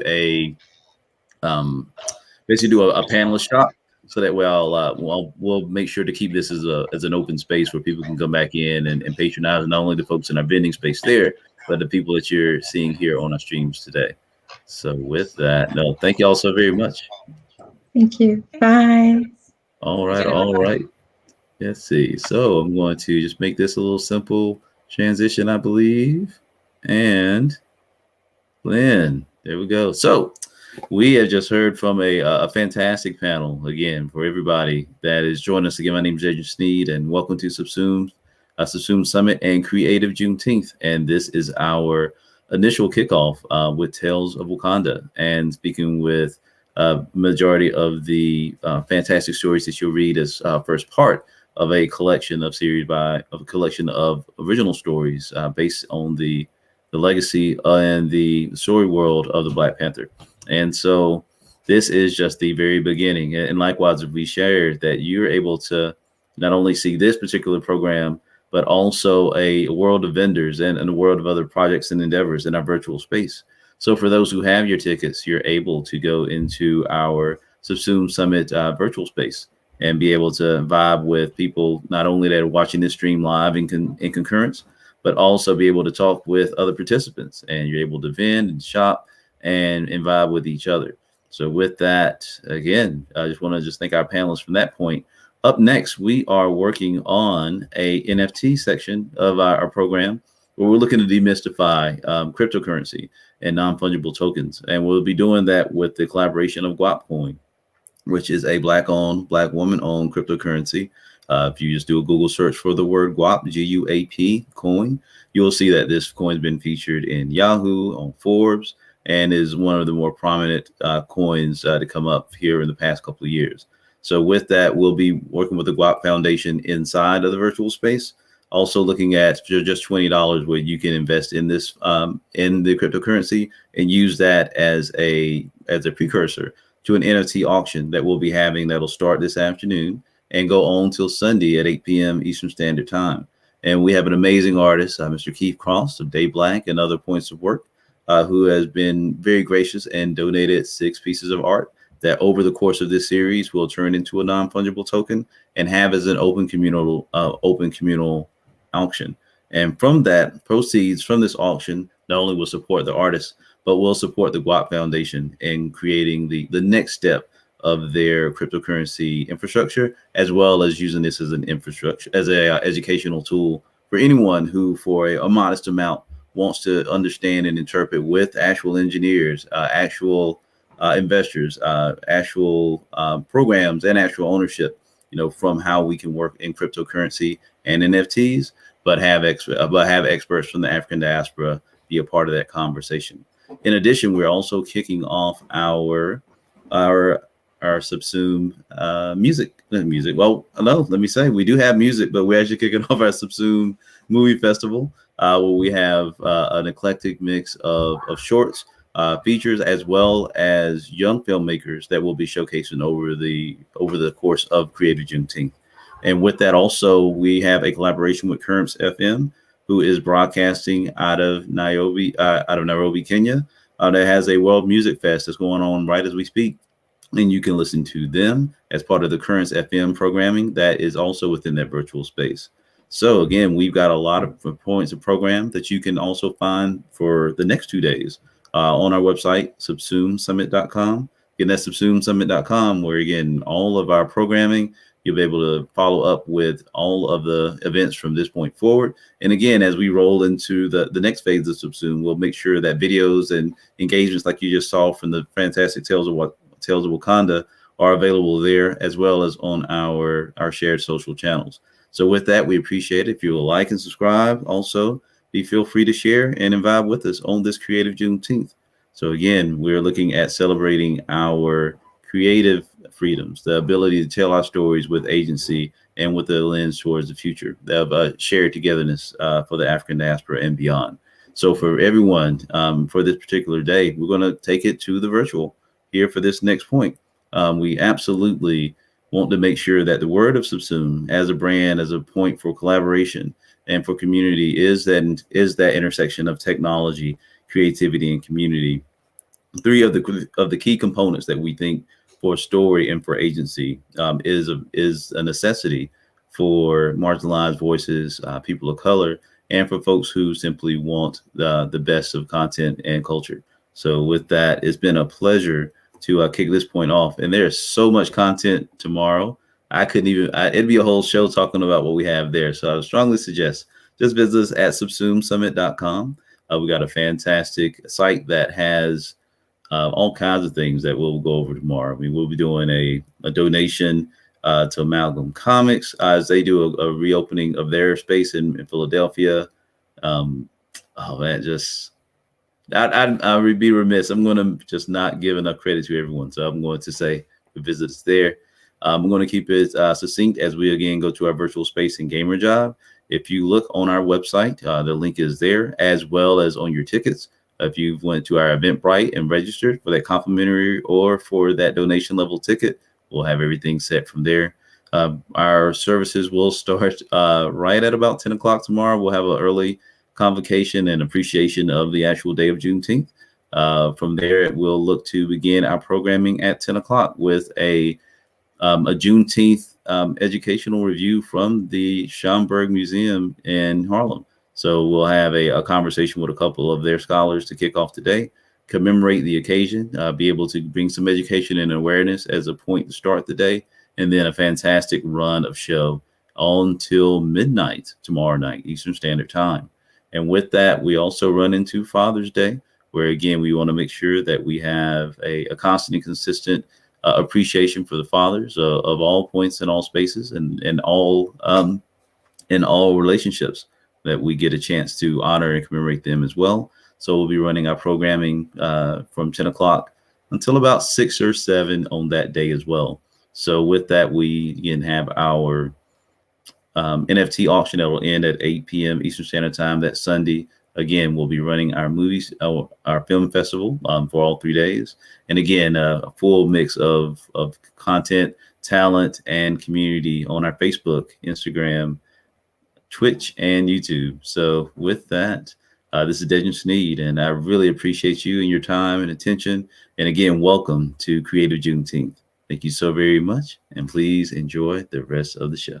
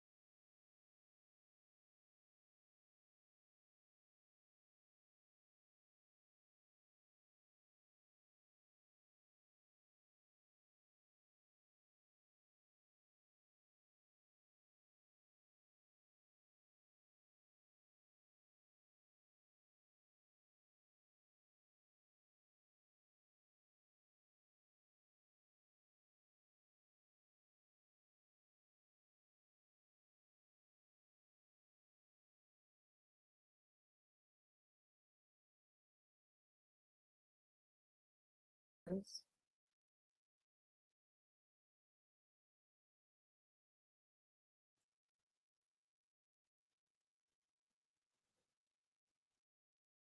There we go. It's visible.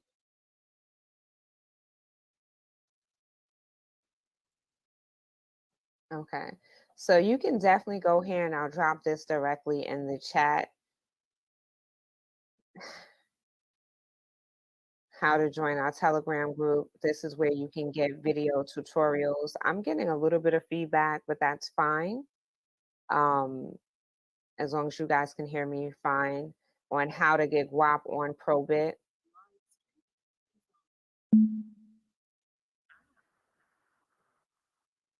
Hey, I hear Tavana's. Okay, so this is Tavana's voice. Okay, so great. So this is speaking about Probit.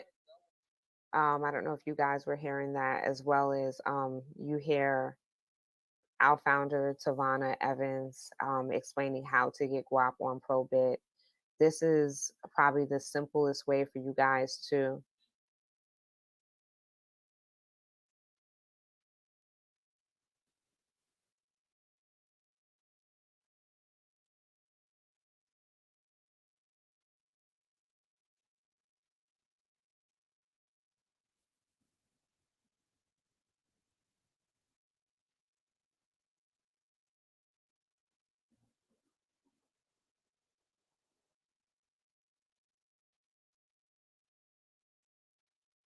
Can you guys hear the commentary with the wallet and how to download it?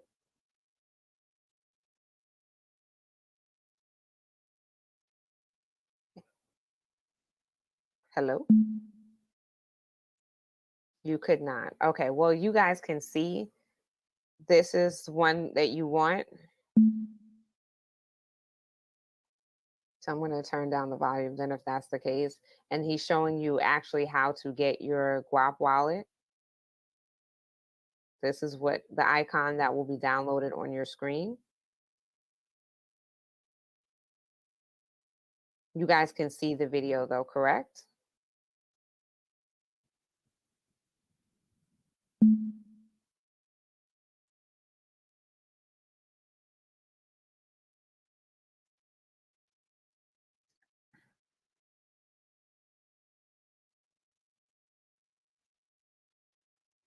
Sure.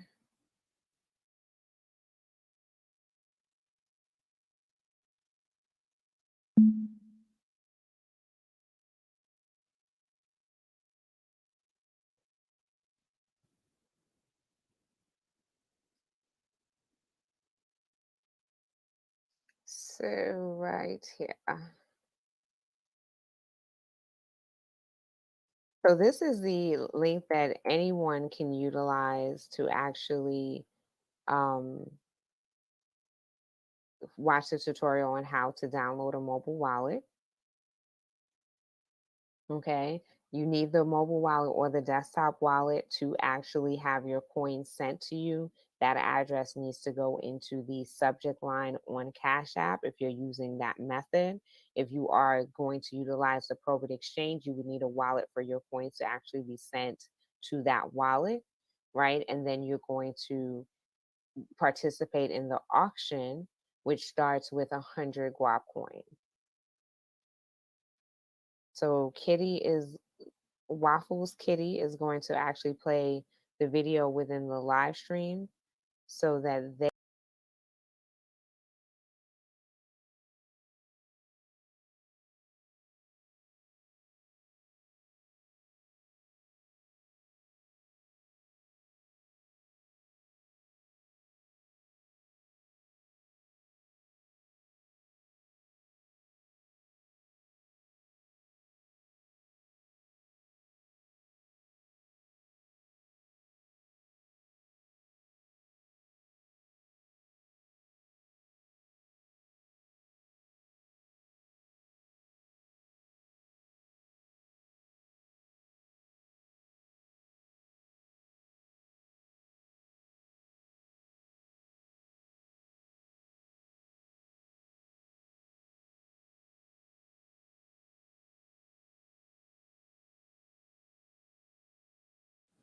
Hello everyone, and in this video I'm going to be showing you how to install Guapcoin onto your phone. In this video will be the Android version. So I am going to go to the Play Store here and show you that, because there's two versions of the app that you want to watch out for.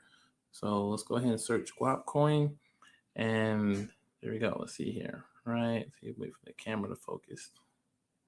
There we go.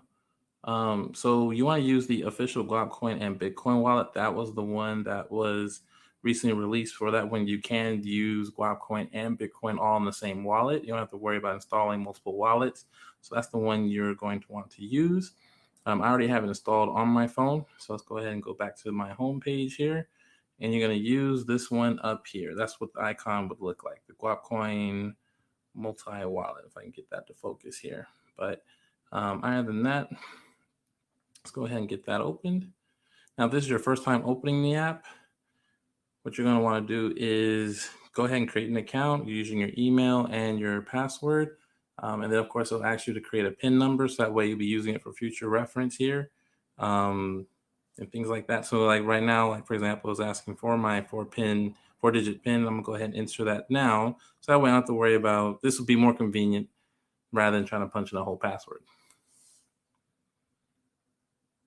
Okay. And so now if I can, there you go. So this is the homepage of the app.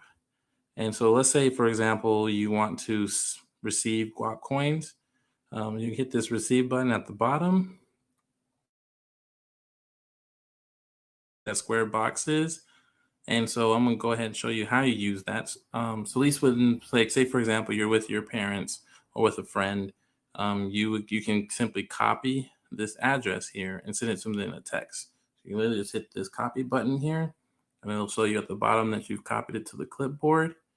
And so then now imagine they too have the same wallet open. They will go to their send section, enter a Guap address. They just hold it down, hit paste. And there you go. The address to send the Guap coin is pasted in there. Or if they didn't want to do that, they just hit this QR code button right there.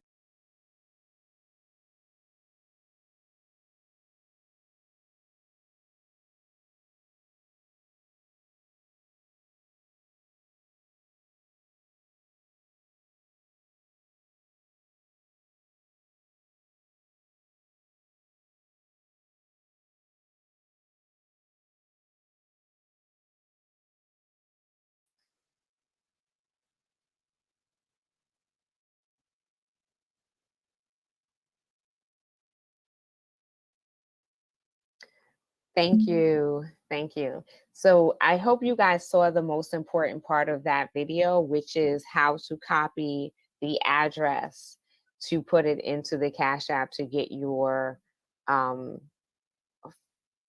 confused. Someone's confused. Who's confused?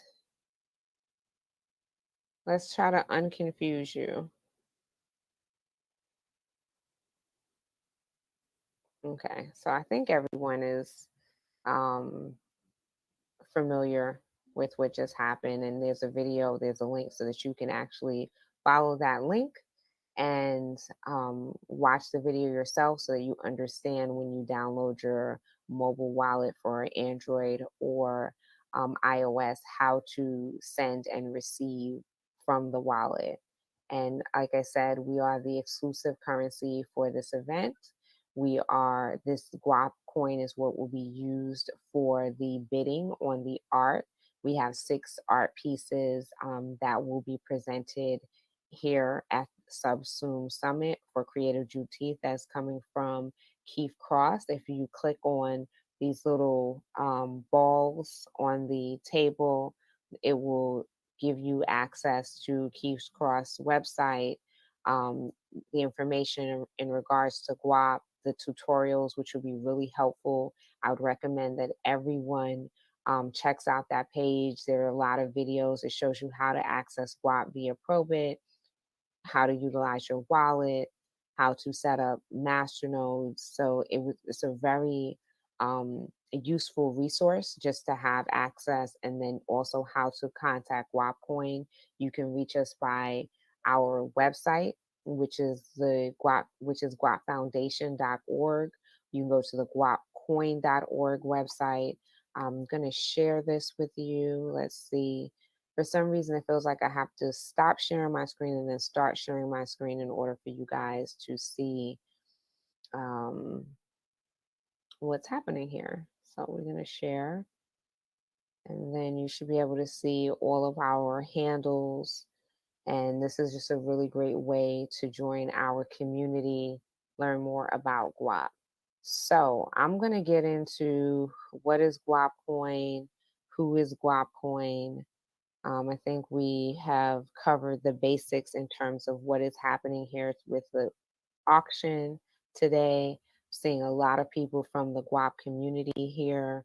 Some of you figured out a way how to get some coffee and some drinks. So this is our first avatar-based event in a virtual space. It's definitely a first for me. So I do, apologize or ask you to bear with me as we move through the technical stuff. However, this is a great opportunity to show that Guap Coin is a currency, right? And we use it for exchange. We have a robust merchant community, right? So currency is that. It's a medium of exchange, and that is definitely what Guap Coin is.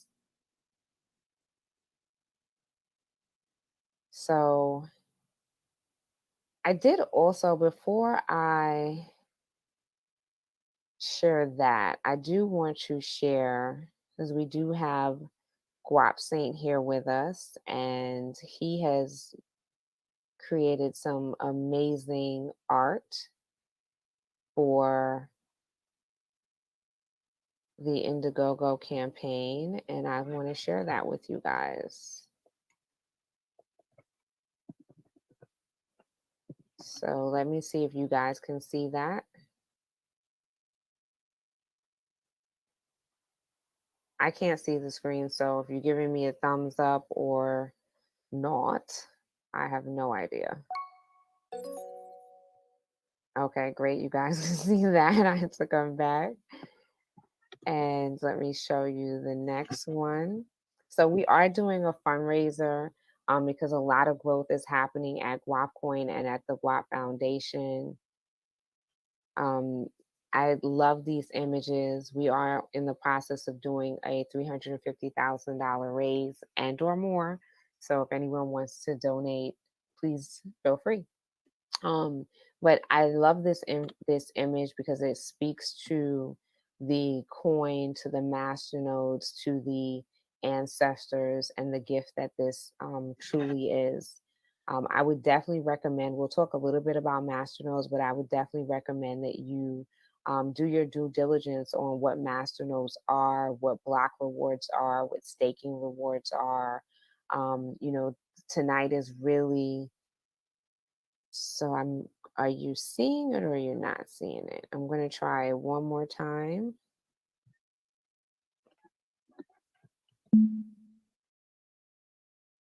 Okay, cool.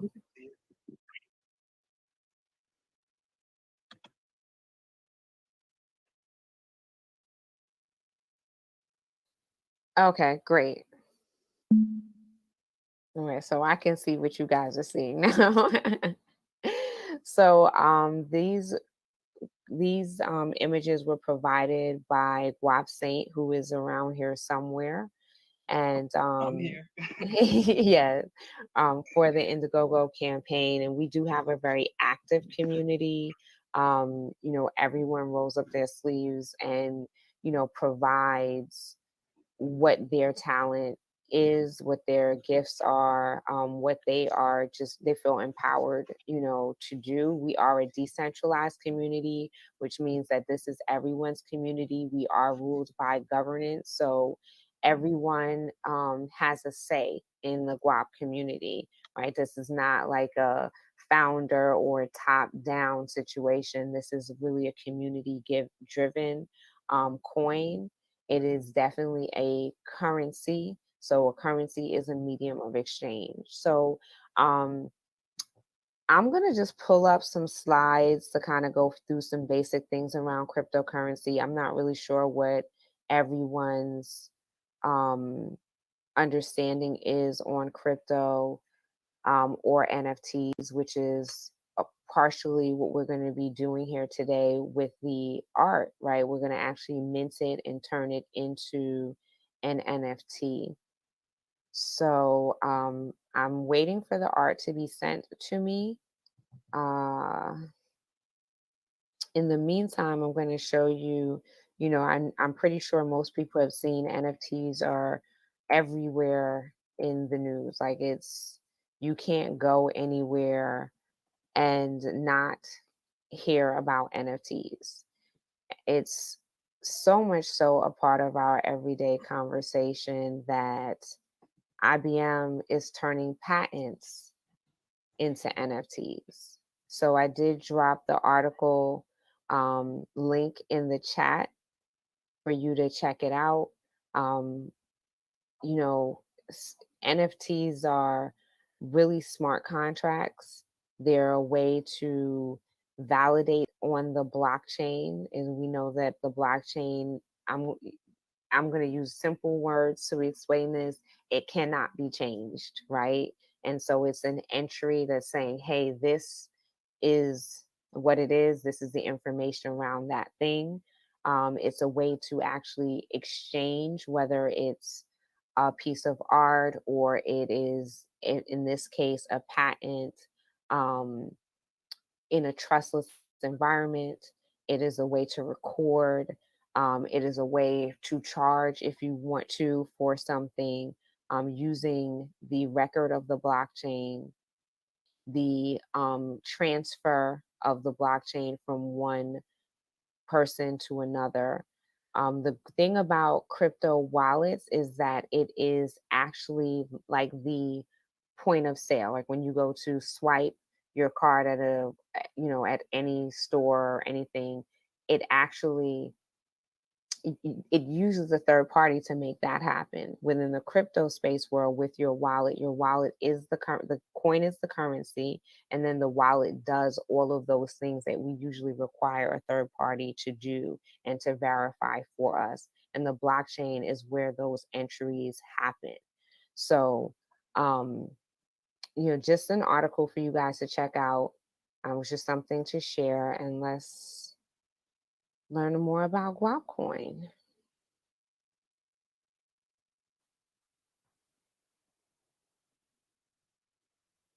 While I get set up here.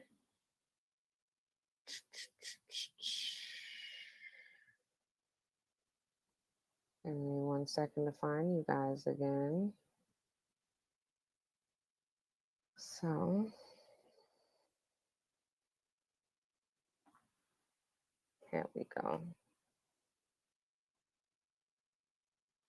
For some reason, I do have to stop sharing my screen in order to share my screen. So, okay, so that's our socials while I bring up what I'm looking for.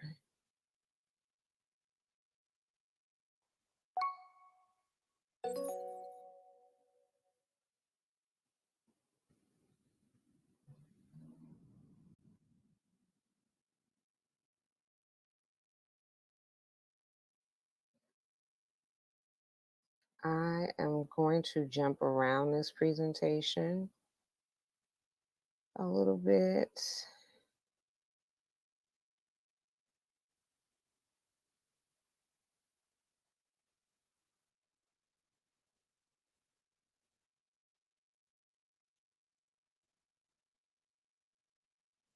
I'm not sure if you guys can see it. I don't think you can.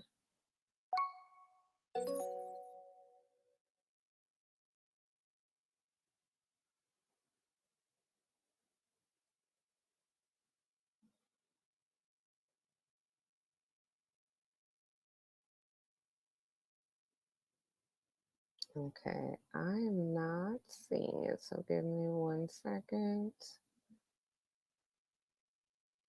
There we go.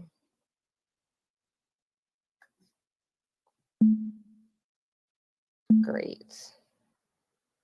So, what is cryptocurrency? Most people know cryptocurrency, and the first thing that comes to their mind is Bitcoin. You know, for some people, Bitcoin is the only cryptocurrency, but there are several other cryptocurrencies. Some of you may have heard of, like Ethereum, Litecoin, Monero, and definitely us, Guapcoin. Guapcoin is a currency. It is on its own blockchain.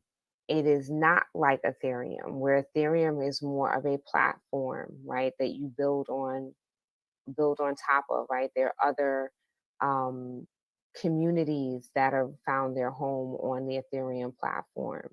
For and those communities, or those tokens that are exchanged, are just that, they're tokens. In order to be a coin, you would need to be on your own blockchain. So we are a coin. We want to be a currency. That's what we utilize the Guap coin as a medium of exchange. We are not out here saying this is going to go to a gazillion dollars or any of those things. We say use the currency, shop with merchants who accept Guap coin. Will Guap coin go up in value? Sure. There's a lot of tokenomics that go into that it can explain why, but that's not what we're going to spend a whole bunch of time on.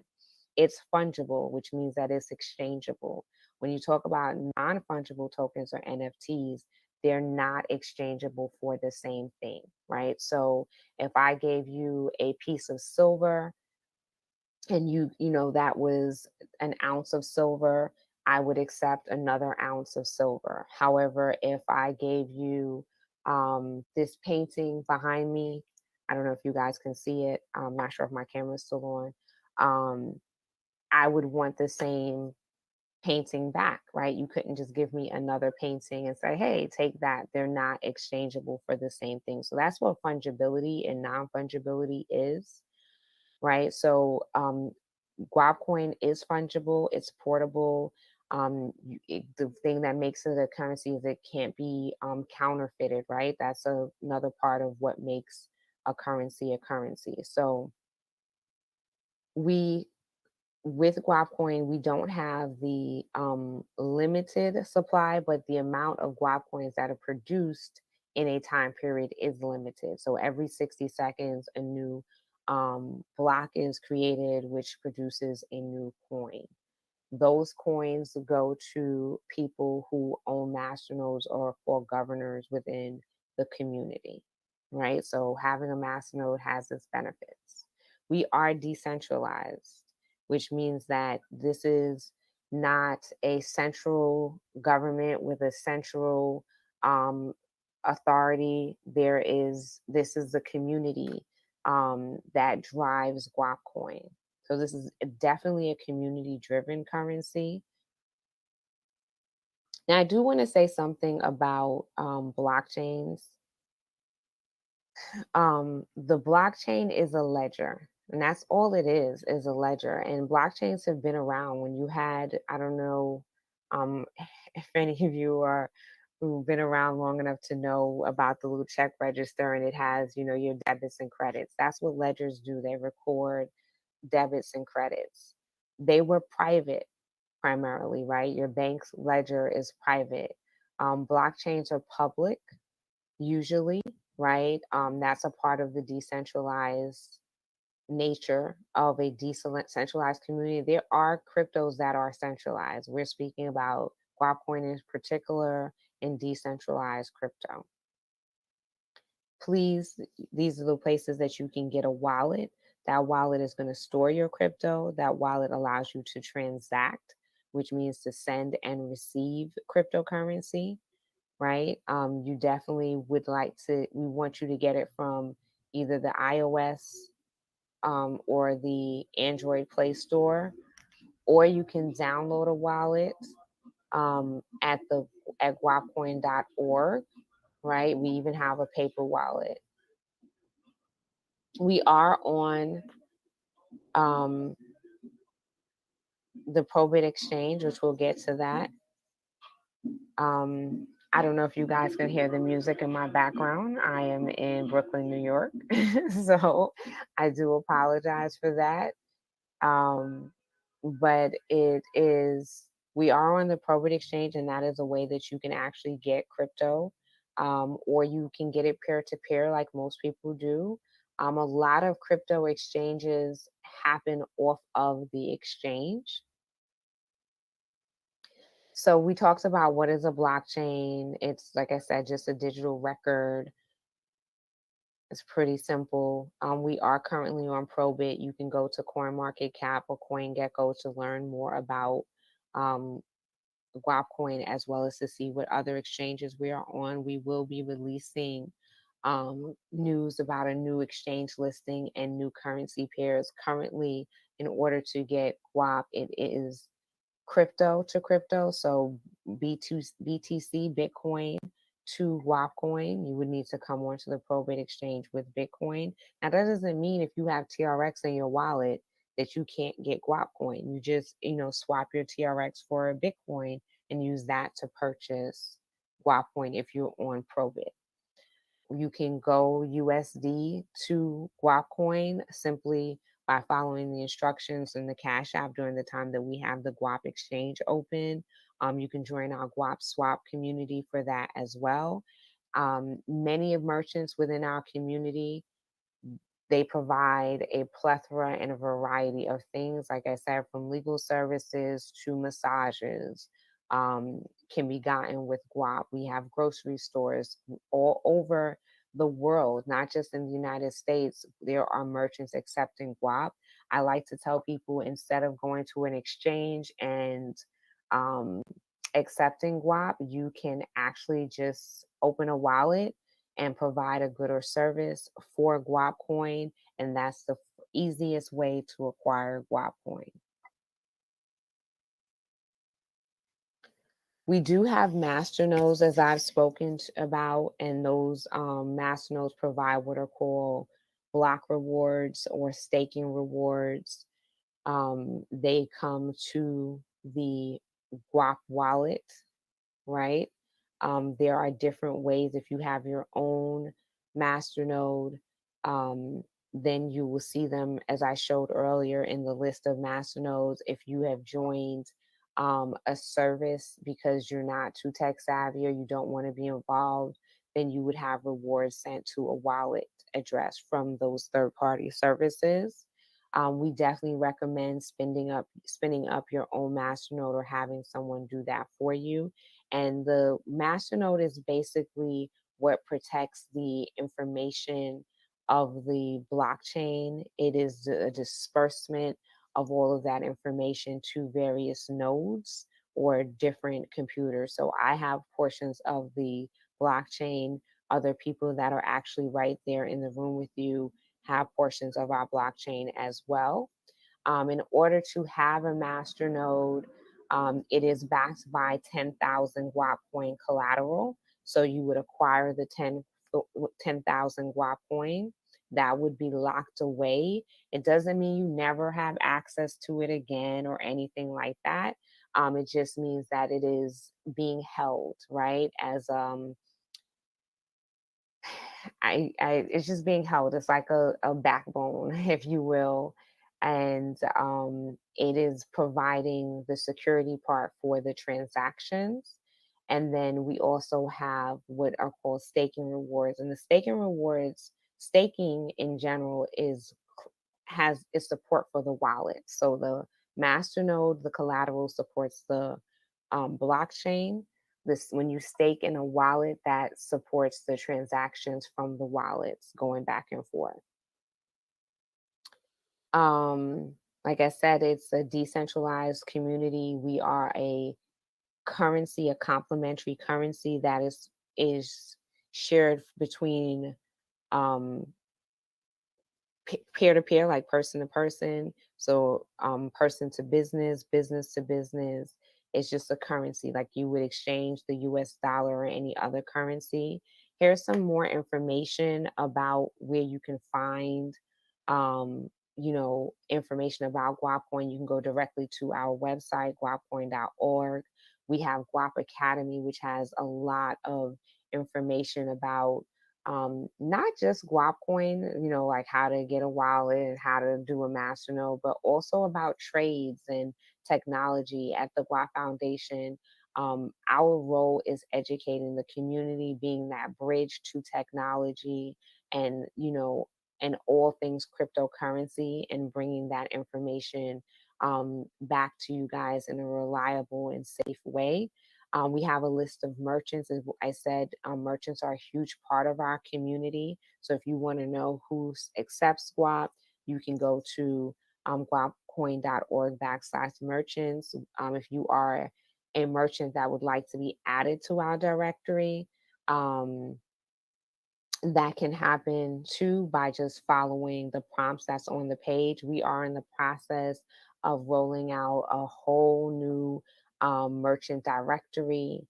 So look for that. Also look out for our new listing of crypto peers on our new exchange. And we just have a lot of new things happening at Guap. So definitely join our Telegram and join Twitter.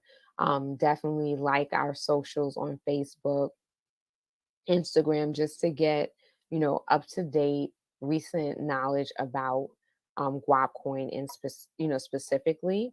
I'm gonna stop sharing my screen for a moment so that I can ask you some questions. I can answer any questions you may have specifically to Guap, and then I'm just gonna get more into crypto in general and things that you need to understand.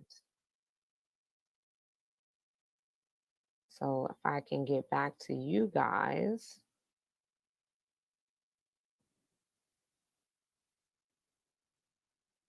Does anybody have any questions? I'm going to share this photo on how to acquire Guap in the meantime, so that people who want to participate in the auction has the option to get their Guap if they want to avoid an exchange. So any questions from the live stream and or from the audience here?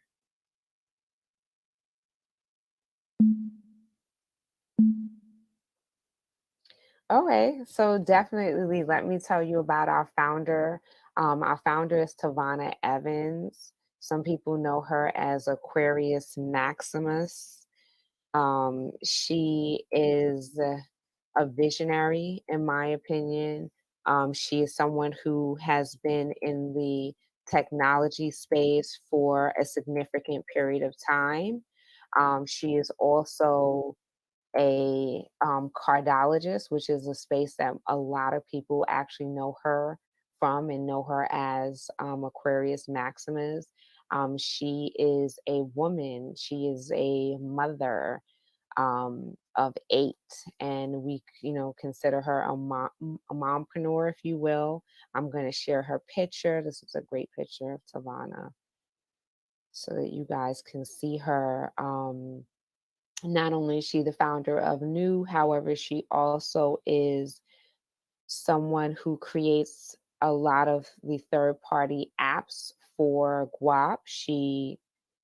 Not only is she the founder of Guap, I was looking at the the article that I'm about to share with you that says that she also is the founder of New, which is a social media platform as well. Like I said, she definitely, I'm going to share that. Can you guys see that?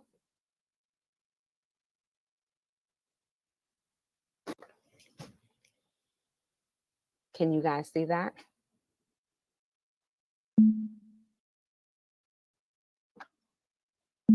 Okay, great. So that's Tavana Evans. She, like I said, is not just the founder of Guapcoin. She's also the founder of New, which is a social media platform. She's created several of the third-party apps here at Guap.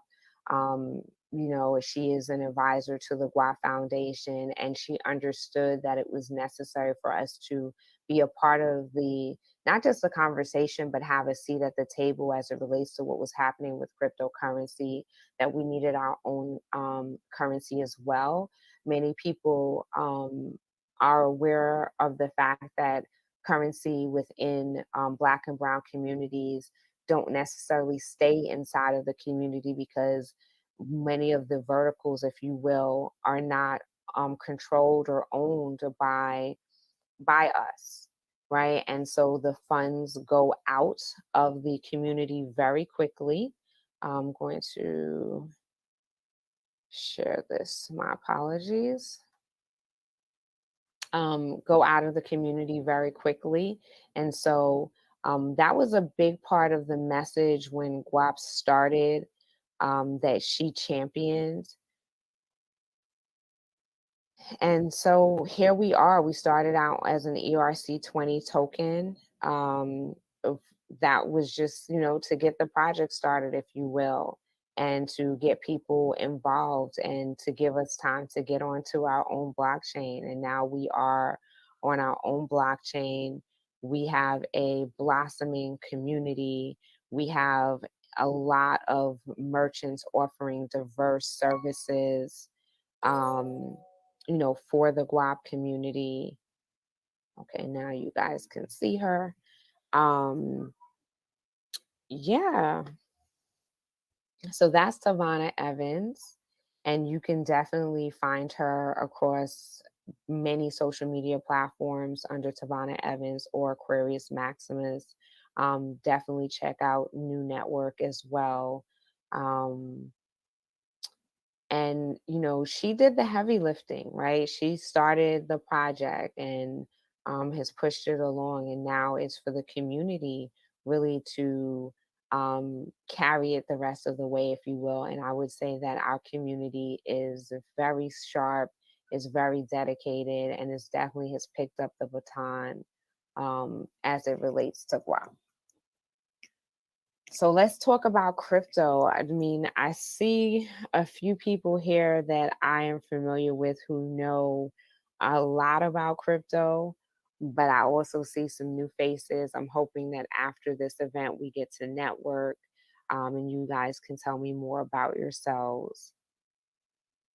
So I'm going to share my screen again, and we're going to really just talk about different ways that you can acquire crypto. We're going to use GWAP as the use case, because that's what we do here at the GWAP Foundation, is that we utilize GWAP as the use case. So I'm going to share this screen again.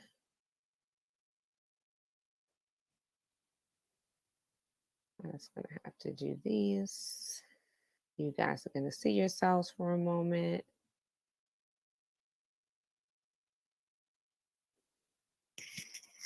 So you've heard me speak about Probit Exchange and acquiring GWAP through Bitcoin. And so that's fiat to crypto. Excuse me, that's crypto to crypto.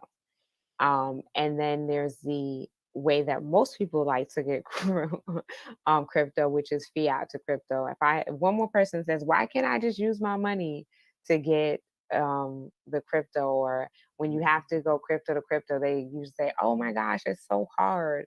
And convenience is convenience, but it does have its drawbacks, and we'll talk about that a little bit as we go through this part of the presentation. So you can acquire, the two ways that you can acquire crypto is using your fiat. So let's say you're in the United States, it's USD. Let's say you're in Jamaica, it's JMD. Let's say you're in Europe and you're on the euro. So euro to whatever crypto that is. In this case, it would be GWAP coin. Currently, we're listed. Soon you'll be able to do that on an exchange or through a third-party service that you guys may or may not be familiar with. But as you go on your cryptocurrency journey, you'll start to see different variations of the options of how to go from fiat to crypto. Crypto to crypto, really easy. Go to Probit.com. You'll see the BTC listing. We actually have been paired with some other cryptos on other exchange. I won't tell you the name of the exchange, but I will let you know that we have been paired with USDT and TRX. So you will be able to go from USDT to guap. You will be able to go from TRX, which is Tron, to guap. So that's a crypto to crypto type of exchange. Okay. So exchanges are just a place where you change one currency, whether it's a cryptocurrency or fiat currency, to the currency that you're looking for. In this case, we're talking about guap, right? There are decentralized exchanges, and then there are centralized exchanges. Some of the centralized exchanges that people know would be your Coinbase and your Gemini. Those are centralized. I would even say Cash App is a centralized way of getting Bitcoin, right? Then you have your decentralized exchanges. Um, those decentralized exchanges would be like your Pancake Swap, your Uniswap. Usually you're utilizing a wallet going through their interface to get to these exchanges that are not your Coinbase that you just type in, www.coinbase.com, and then you go and you go through your KYC, that type of experience. This is going to be something where you may not even have to do KYC, right? The great thing about decentralized exchanges versus centralized exchanges, with decentralized exchanges, you have your private keys. You have full custody. No one has custody of your crypto. With centralized exchanges like a Coinbase or a Gemini, they have custody of your crypto. So if your crypto is not in a wallet, and we'll talk about wallets that you have full control over, where you have your private keys, then you are not utilizing a decentralized wallet, right? You're not using, you don't have full custody of your crypto. The pros of centralized exchanges are that they're easy to use. They usually have like these really great interfaces. They're definitely user friendly, less of a learning curve. Those type of things. With the decentralized exchanges, they tend to be a little clunkier. There's, some type of getting used to the environment and the interface. You probably didn't have to do KYC, which is know your customer. Like you didn't have to upload any IDs or anything like that. And usually with these decentralized exchanges, you're doing it crypto to crypto. They're not allowing you to come on their platform from a fiat to crypto situation. Okay. And then we have what are the broker side versus exchanges. So with the brokers, I don't know if any of you have experienced, maybe let's talk about Coinbase Pro, which I wouldn't necessarily call it a broker, but it is. You can see the order books, so you can see the different price limit orders that people are putting in. You can see the price action. It's definitely not your I'm buying it at $5. If let's say that guap is $5,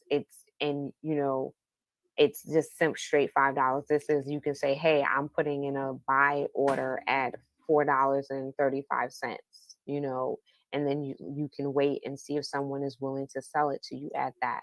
So that's what happens with a broker. If you go to Binance.com, they have the ability for you to actually trade and see the broker action, right? Versus an exchange. Hey, Maven, can you hear me? Yes, I can. Oh, okay, cool. He's with us. This is our VP of marketing. I don't know if you or anyone has any thing that you want to jump in here and share. These are just some popular exchanges. Some of them are centralized, like your Coinbase, and some of them are decentralized, like your Pancake Swap and your Uniswap. Yeah, and I can answer any questions, or if you need any relief, maybe, and I can hold down the mic if you need a break. Okay, cool. I'm just gonna finish this up, and then it's all you. Okay. So we talked about how to, the different types of exchanges, and then also just some tips about when you are sending cryptos. When you look at, even in your wallet, right, you have send and receive. So if you're sending it to someone, right, that is the address that they're going to see. So there's really no send address that you need to copy to send to that person. If you are receiving crypto, though, right, that receive address is what you want to send to the person that is sending you the crypto. That's really important to remember. Also, when you go to, let's say one of the, as you can see here where it says deposit and withdrawal. So let's say now you are sending crypto to yourself, right? You want to come on to Probit with BTC so that you can acquire guap, right? That's a deposit. So you would want to utilize this deposit address for where you're sending it from. So let's say you have some BTC in a different wallet. You would come to the platform that you're sending it to. Let's say in that case, let's say guap is on Probit, right? You want to copy the deposit address, and you would use that address from that other, let's say it's on your Cash App, and you're going to put it in Cash App and you're going to send it. The deposit address is what's going to cause it to be deposited onto Probit. If you are withdrawing, right, you want to send someone, you want to send someone some guap, then you're going to do the withdrawal side. I don't know why I just got like the crazy brain fart just now. So these are just what some of the deposit and withdrawal features look like on various exchanges. The ways that you can store your crypto is going to be what you call hot storage or cold storage. So your hot storage is your online wallets. That's going to be your or any exchange wallet. So that wallet that you have on Coinbase, that's a hot wallet, right? You have your mobile wallets. I would consider those a hot wallet also. Your desktop wallet, if you have it up and it's in your main wallet, it's not in like cold storage or anything like that, that is a hot wallet as well. Then you have what's called cold wallets, hard wallets. Those are for more security, if you will. So your cold wallet is not online, accessible the same way that a hot wallet is. You have a device that takes that currency off of the exchange, off of your Coinbase account, and it keeps it in a device. That's what they call cold storage or hardware wallet, or for short, they may say hard wallet. And these are some popular ones like Ledger, Treasurer. There's a lot of new hard wallets that have come out. And then when the original cold storage non-tech version of a hard wallet is a paper wallet, and we do have that on the guap website as well. So if you guys have any questions, we talked about wallets, we talked about exchanges, we've definitely talked about our merchants. Please feel free to ask away.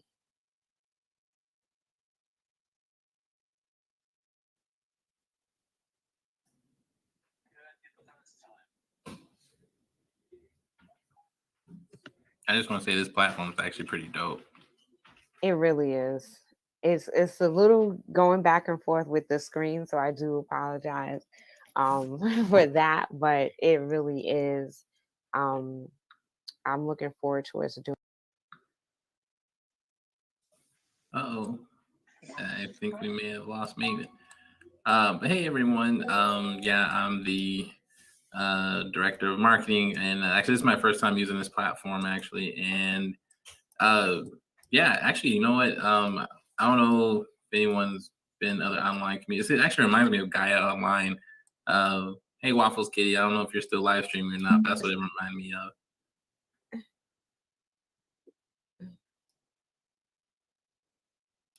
Yeah. Yeah. Oh, and Maven's back already. So I don't know what happened. I just ran off the screen.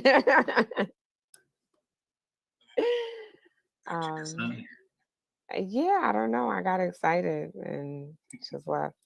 It's all good. I was just saying, like, this place reminds me of like another online platform called Gaia Online, and they had all their fancy avatars and stuff like that. And that's definitely a throwback. Like, that's definitely like going like I don't know, like right after the MySpace days. But then that's really revealing my age, isn't it? I don't know what you're talking about. I've never even heard of that. That's back there. Yeah.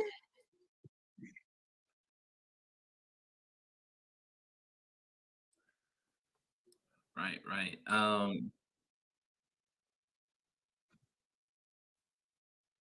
Yeah, definitely like a massive online player. I mean, but it's pretty dope. Especially for those who are still not ready to go outside just yet, even with all the stuff going on. But I mean, but it's pretty cool. I mean, I did walk around on the live stream. There's like a whole movie section, like that people can sit in with. So, I think not the patio, but there was something. Oh yeah, I think like the film festival over there, over somewhere. And there's like you can actually have your avatar sit down and watch the film. I'm like, oh, that's pretty dope. So Galo, that's your cue, man. We gonna come back here when you have your film ready. I don't know if his mic is working, but because he's live streaming too, actually. Oh wow. Yeah. That got me so nervous over here. You It's killed it. supposed to be a quiet event. We're supposed to be figuring some things out. So we have about 15 minutes here. I don't have the art to mint it. I can show you a piece that I minted yesterday if you like. I'm hoping I see a Be With Pa. I'm probably saying that totally wrong. And Mars X Stars are the two people in here that I don't know. Everyone else is definitely a part of the guap community. I want to thank you all for coming out and supporting this event today. We appreciate being called on to do this, and we will be able to do many more, especially with more notice. But we are definitely honored to be the exclusive currency for this event. I definitely want to thank the artist Keith Cross for providing the artwork. It's pretty dope. I don't know if you have, Jay, any of the artwork to show it. Okay, I think we have it here. Yeah, I saw your artwork. Or at least saw his artwork when you were displaying. I actually put the buttons here on the table. Okay. Hi, Rahim. Hello. Hello. Oh, okay. I made it in now. Oh, that's get low. I'm trying to get that link that you just shared. Hey, Maven, I Waffles wanted to Kitty. let you know this is actually really lit. You did it. It's really nice. All I want to learn. She did a really good job. Yeah, this is really fun. I mean, there's too much going on. So as this grows, kudos, definitely. What is the process? I've seen this art that's on the flyer. Is that for sale? I need to know that because I'm like stalking it. Like I feel like that needs to be in my house or something. So the artist is dope. Let's acknowledge that. I want to say thank you guys for sure, because this has definitely been a learning curve for me in terms of utilizing this platform. And I really just appreciate the support. The Guap Foundation really appreciates the support today. So the art that we have, I'm trying to show it to you. That's just an example of art that he's done, and it is available in different places, I'm sure. We have 6 pieces that were done exclusively for this event that I am trying to show you guys. Jay, do you have it? Let me see if I can. Okay. I'm trying to copy it. It's not. Yeah, I got it. Yeah, you just Okay. just Control C and V. Oh, okay.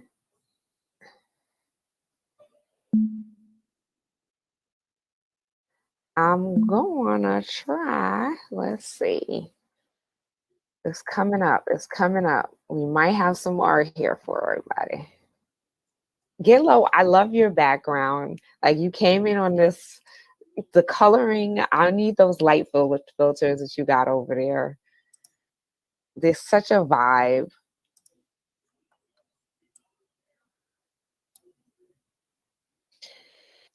Yes, we definitely have a lot of vendors that provide goods and services. Like I said, you can get legal services, you can get massages, you can get card readings, you can get groceries.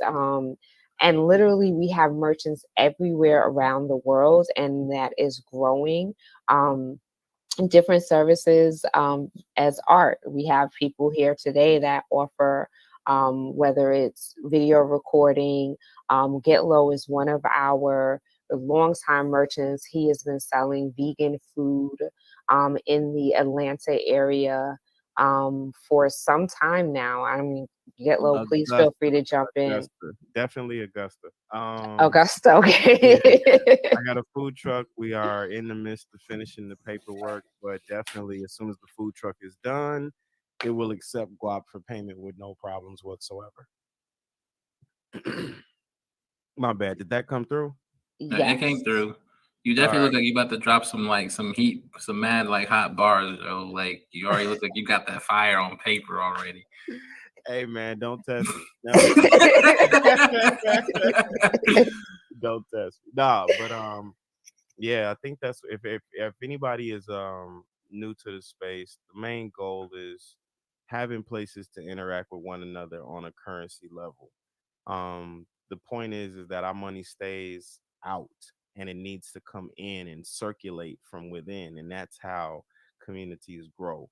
So if there's anything that we can do, I mean, the more merchants that we don't care. Honestly, there's so many things to offer to Guapcoin. If you are a service provider of any sort, jump out there. Plumbers, electricians, nail technicians, lawyers, doctors, all the above is basically needed because it's a community of exactly what our forefathers and great grandparents either wanted or lived through at some point in time. So if there's an opportunity to jump on and even get your business get your business seen, Guapcoin is a perfect place for your business to get seen. If you have a proper well set up website and you have your paperwork in order and things like that, that's a proper business. All proper businesses should open up, especially BOBs, black owned businesses should open up and accept Guapcoin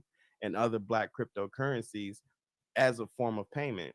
That is one way that we keep that strength inside of our communities and expel it out as we see fit and get something out of it. A lot of times we put our money out and we don't get anything back in, and this is a good way to keep it tight.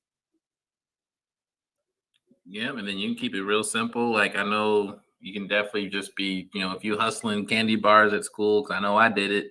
Just hey, should be some guap coin, and then there you go, angel candy bars, and so on and so forth. I know everybody's selling something in school. If and this is me personally, if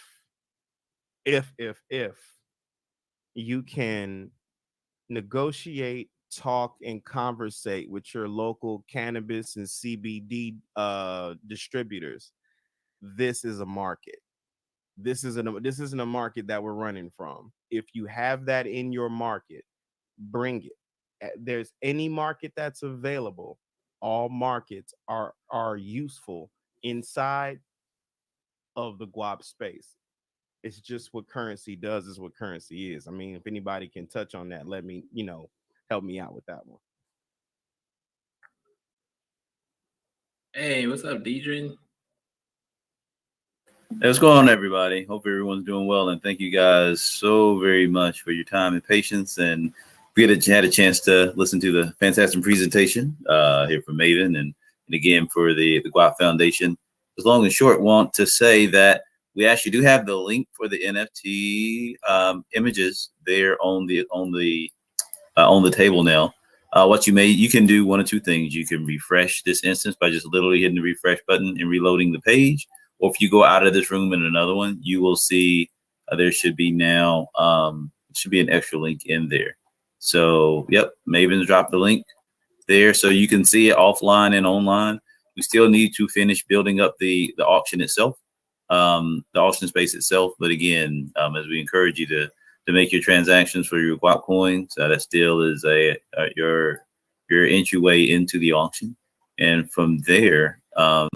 Yeah, you'll be able to see all 6 pieces of the art from acclaimed artist Keith Cross, and yeah, like we said, we'll keep things going here for the chat and the conversation as far as bringing yourself to our Guap family. And yeah, I'm here to answer any questions as I make a big update on not only this, but also for some new added vendors for the space here in the next business day. So, of course, we encourage you guys to stay tuned with us here on the stream.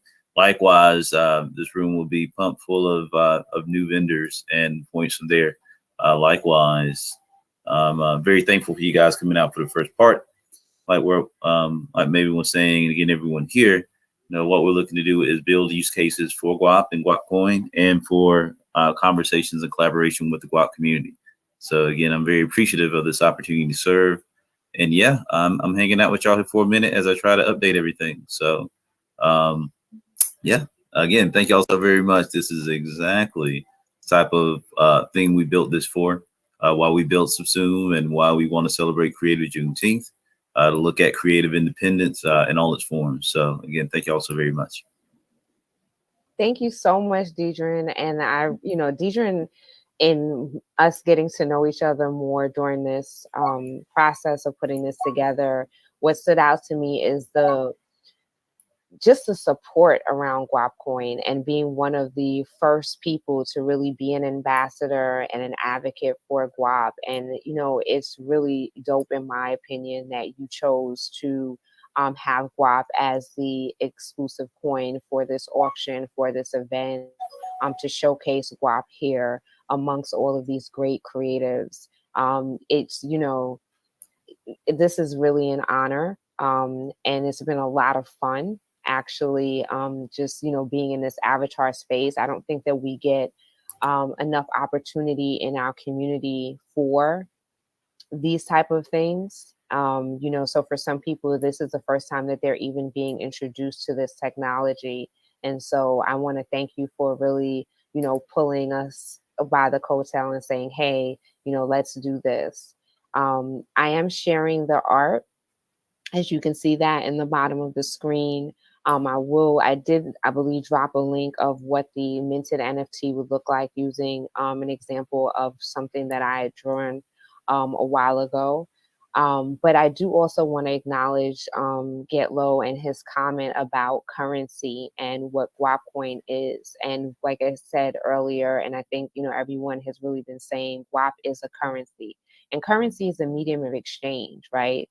What are you willing to pay, or what are you willing to give for the thing that you want on the other side? I think we try to make it so much more complicated, and it's really, at one point in life, and we weren't necessarily there, people were exchanging tulips, right? People were exchanging cowrie shells. People were exchanging actual gold and silver.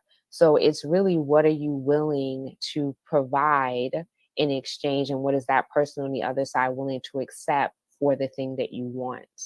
And in our community, we because a lot of the goods and services tend to come from outside of our community, that it causes the money to go out of the community. And in order for a community to build and be strong, you want to keep some of the currency inside of the community that's necessary, and for it to circulate within that community before it leaves the community.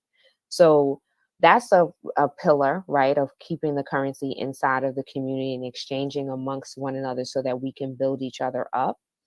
And then there's the other side of this is the education piece of just really understanding how to grow a community, how to grow business, what different skill sets within the technology space that are out there. And so that's what where the GWAP Foundation comes in giving exposure, right?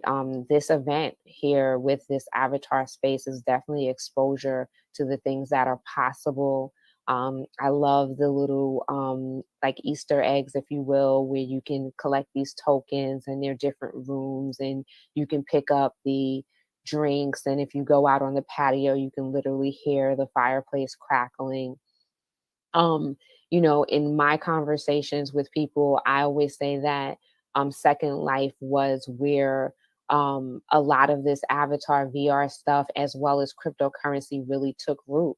But for the most part, we were not there because we didn't have the computers in our homes. We didn't have the level of internet that's required, and or the equipment.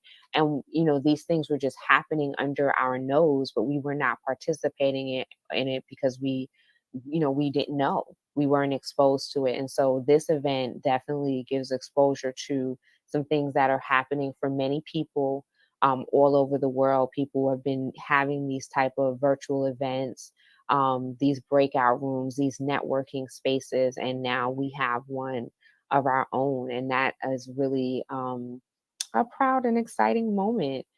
So I don't know if anybody else wants to join in, but definitely if you can see with the screen share, those are the 6 pieces of art that have been provided by the artist Keith Cross. Those are the pieces of art that you get to bid on for the auction.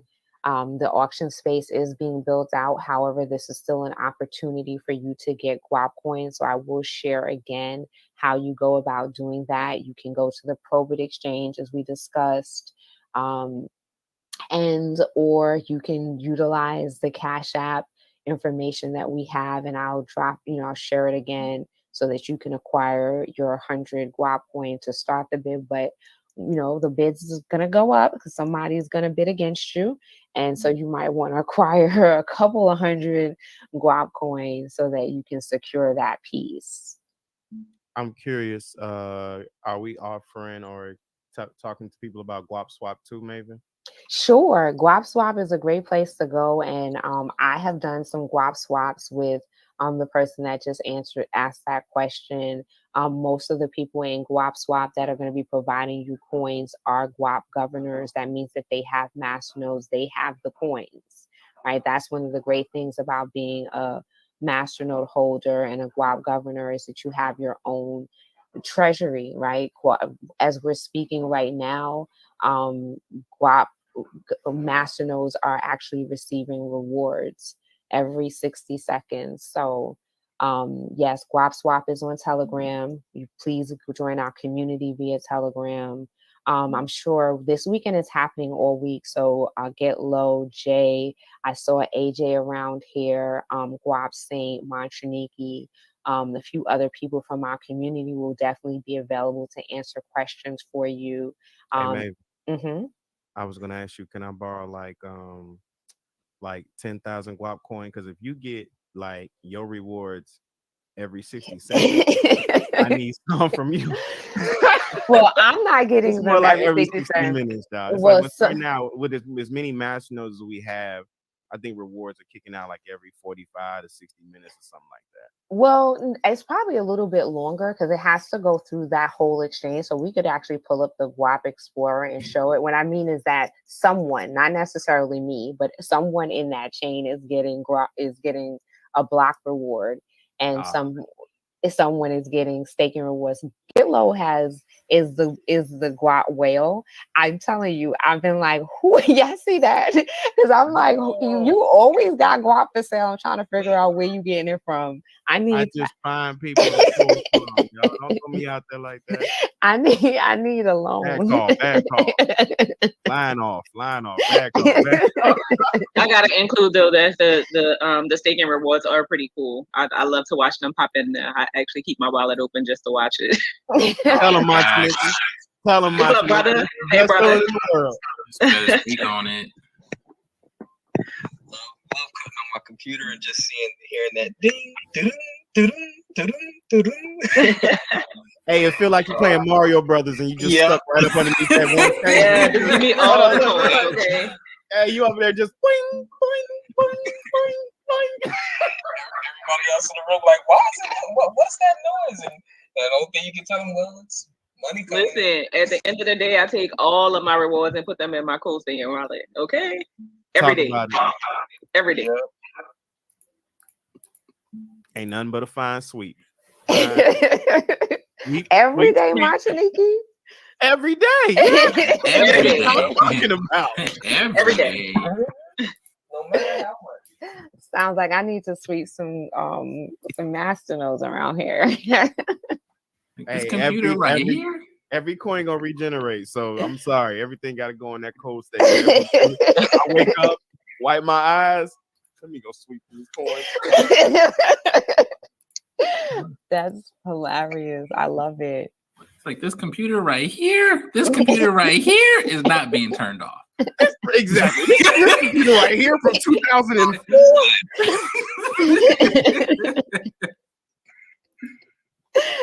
Definitely. So, having the master That's a small nodes. point, though. I want to point that out too. Mhm. Everybody, I know this is a very digital age, but we are doing this on some of the oldest computers that you could possibly name. There are some people out here whose master nodes are on very old computers because the actual computer that you own, everybody, has nothing to do necessarily with how well your master node is going to perform.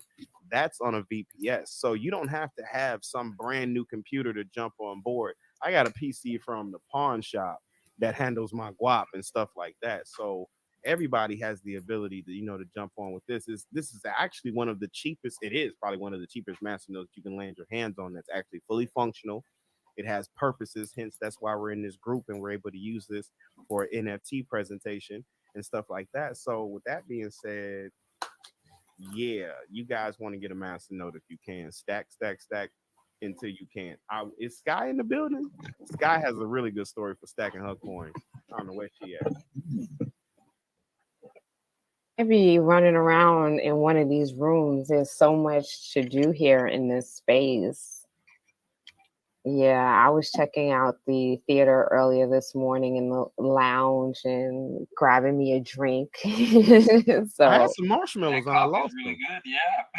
Marshmallows. I did not see the marshmallows. I think if you go over there by the fireplace, you can end up with like marshmallows and you end up walking off with them or something like that. I forgot how it happened, but I know I got a cup of coffee and some Coke or something like that. Were you able to fish in the pond? I didn't see a pond. Yes, there's a pond. Yeah, we were able to fish in the pond. They even let you catch the fish too. I thought that was pretty cool. I couldn't figure it out. It like hovers over you and sparkles. Yeah, you got to catch it. You got to see it. You literally have to stand there and pay attention and just watch it and wait for that catch sign to pop up. And once it pops up, click it, and there you go. You got your fish floating over your head. Oh wow! I wish they let me keep it though.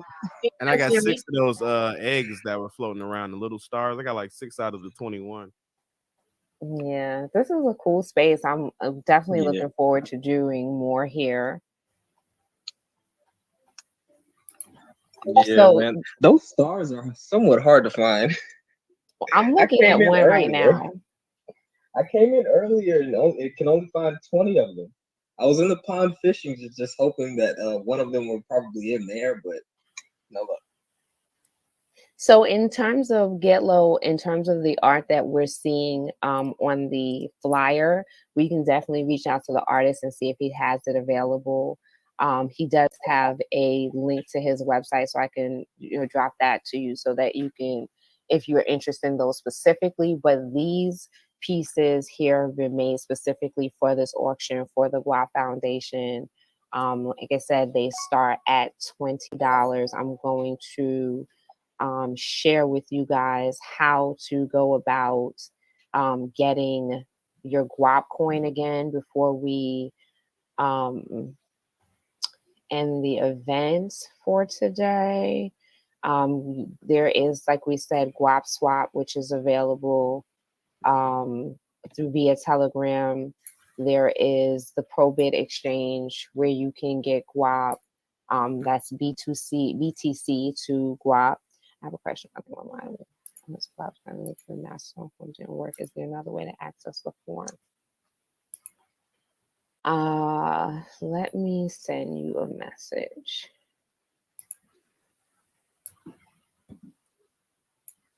And then also too, in the community here, we do have people who will, like Gitlow is one of them. He does set up master nodes for those who are not that tech savvy.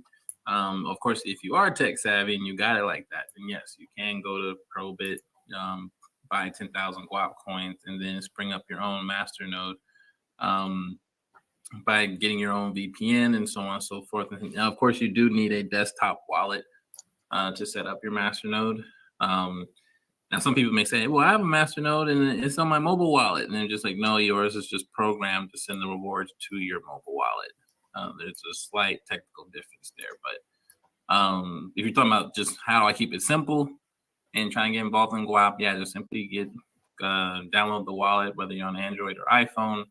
And then you get your own private key. And private key means you have control of your money. If you wanted to move it to a desktop wallet, you can do so. Or you can back up your wallet. In case you had lost your phone, you can. That's what your private key is for.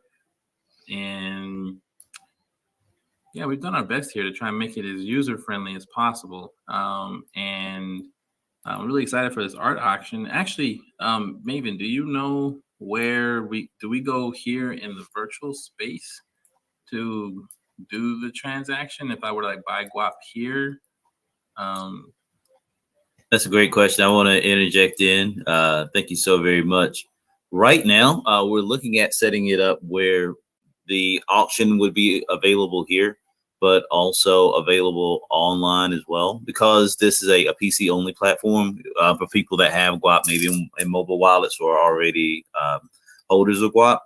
We want to make it where it's successful on both ends. And that's where that's the thing I'm actually working on right now. We'll probably just make a general web page where people can anonymously provide their bids.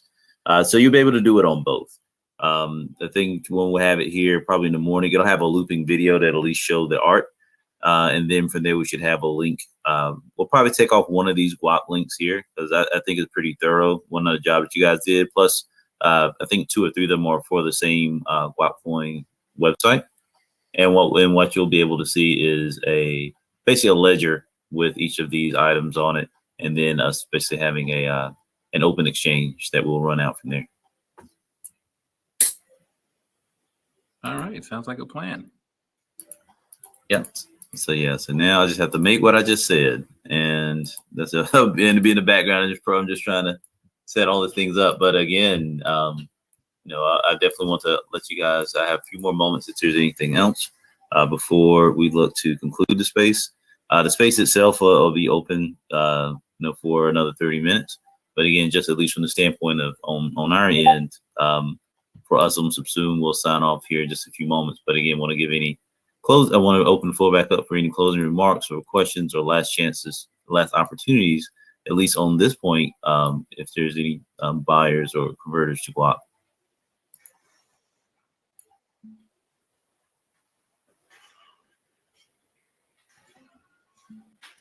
How many people can enter into the space here? You can have 300 to 500. So what'll happen is it'll queue, and it'll be different. It'll just go to different instances. So if you're familiar with things like World of Warcraft or things like that, those servers that after you get to a certain point, you're on the same server, but you're not right in the same instance. So that's what happens here. So you can in the real world talk across instances and move, provided their space.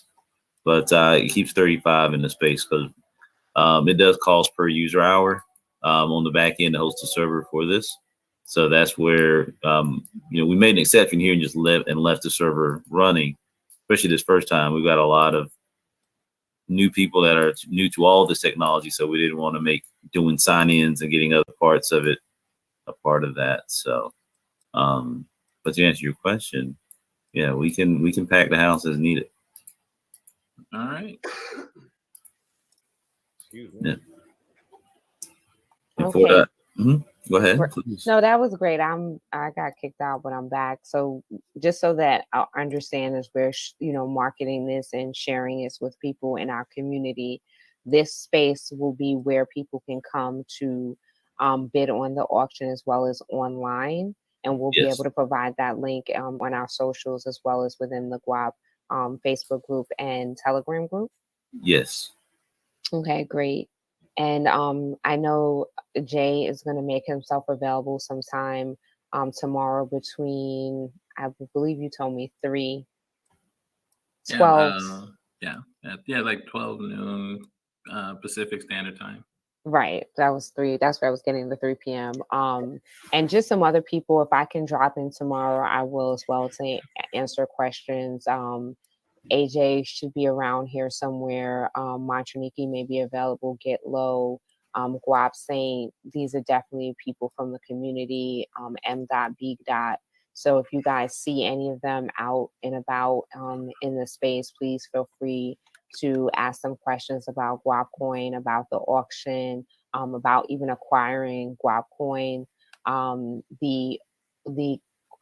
The Cash App option that we're providing is available until 12 noon tomorrow. I will definitely get with Jay offline to see if he would like to extend those hours. Definitely there will be people like Get Low and Guap Swap that will make Guap available to you as well.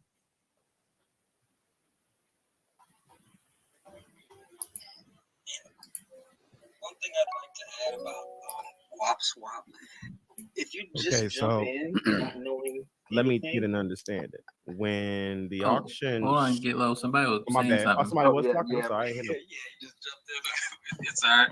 But no, I was saying if you just jump into Guap Swap, even being newbie to it, the community helps you.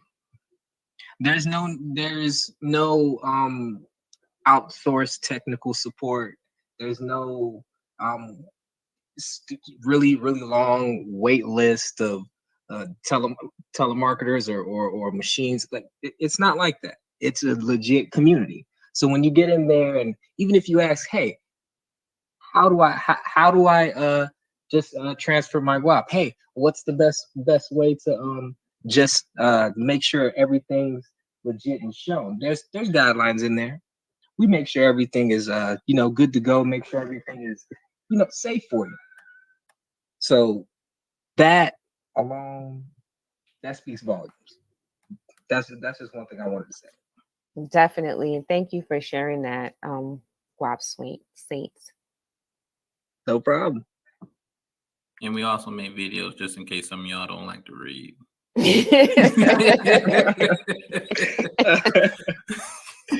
Oh man. Get Low. What were you gonna say? Yeah, I forgot. Oh, you know what? Honestly, I just want to make sure I know the process of purchasing like art, and or in regards to the art, is your website also available to purchase art using Guap Coin, or is it we just got the six pictures? I didn't even see all 6. I saw 3. I couldn't see the last bottom 3. I'll just wait to be excited or whatever. But I was just curious, like, what is the actual process for the auction itself? That's the part I'm confused in, but I'm pretty sure I'll figure it out along the way. But just a quick 1 minute idea of what we're watching, we bid, and if the bid goes up, we send in more. How would I'm just curious. That's a good question. Right now, it's a silent auction for for each individual part here now. So of course the opportunity to just simply increase the value and opportunity for the donation to Guap Coin and to Guap Foundation. What we'll end up doing, it'll be the way that I'm working on it now, it'll just be an auction site very similar to eBay. We'll have all 6 of the items now. Because most of these auction sites don't work in crypto, they work in I guess in fiat currency. So I'm trying to find a way either to convert it or to try to put the converter in there. So say if you bid $20 so that you understand what that Guap valuation is. So even though it may close at a USD dollar amount, of course, what the final sum of that bid would be in Guap. So that should be and we're trying to do that so we can have a service that'll work both in this virtual space and on the website. That'll just be something simple that everybody can click on. So you may have people that won't get a chance to do the exchange, but want to do the exchange after the fact and be able to collect on that from there. So that is what we'll expect on that. So we'll have it as an external event page. Again, right now, the link that we're sharing, you should be able to, at least on I would presume on every device, be able to see all 6 of those items, right? And we'll work around anything that's just any change on it from there. But no, that's a great question. And again, I appreciate your patience as we build what we just said. Hey, it took patience to get this far. We just need a little bit more. We almost there. I know. We're getting there. No, I appreciate it. And no, again, great questions. And again, really appreciate the feedback and enthusiasm, from you and everyone, in regards to making this thing work. Definitely. That was a great question. Hopefully now you can see the art. I'll drop some links to it. I'll definitely share it as well in the Guap Coin Telegram group. This has been an awesome time. It's really been fun hanging out with the Guap community. I definitely look forward to doing this more. I had a blast. If I can drop in tomorrow, I definitely will. The goal is to use Guap Coin for the auction and to show the use case of Guap Coin as a currency. That is what it is. And then as at the Guap community grow, then we can integrate some of these services into our blockchain, right? And so this is the first step. And again, Deidre, thank you for challenging us all, including yourself, in this process, right? And that's the only way that we'll get to see what's possible and grow as a community. And so it's a great space to go through these, growing spaces, right? And try different things and get feedback from the community as to what works and what doesn't work. I'm looking forward to the auction. I definitely am looking to secure one of these pieces. I don't know if we're going to see Keith Cross around here, but I definitely would like to just publicly thank him for his generous donation to the Guap Foundation, to the Guap community. The art is dope. It's just thinking of us in this way. It means a lot. And I'm looking forward to doing more of these.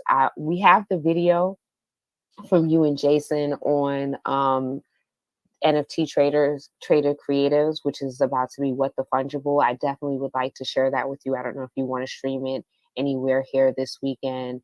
It's definitely being shared within the Guap community as well.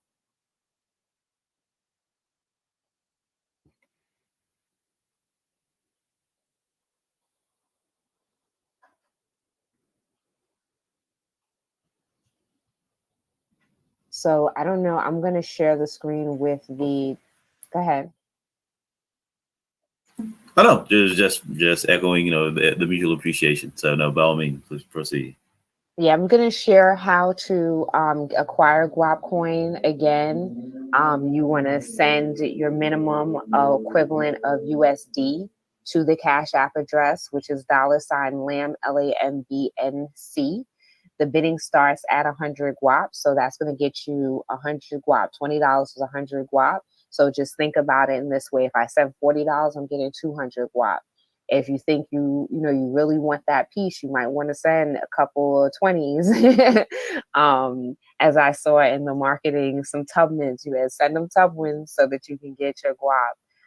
We're doing at an equivalent of 20 cents. On the exchange, you may be able to get it for more or less. This is just a way to make it simple, have an equivalency if you get it from us, and account for any fees. If you do go to an exchange like Probit, there are fees and things of that. Do be mindful of that. If for Probit, it is BTC, so Bitcoin. It is a fiat to fiat exchange, so you need your Bitcoin to acquire Guap Coin. As I stated, we will be announcing the new exchange that our community all came together to get us on, and the new currency pairs, which will be announced this week. I think everybody will be really excited about the currency pairs.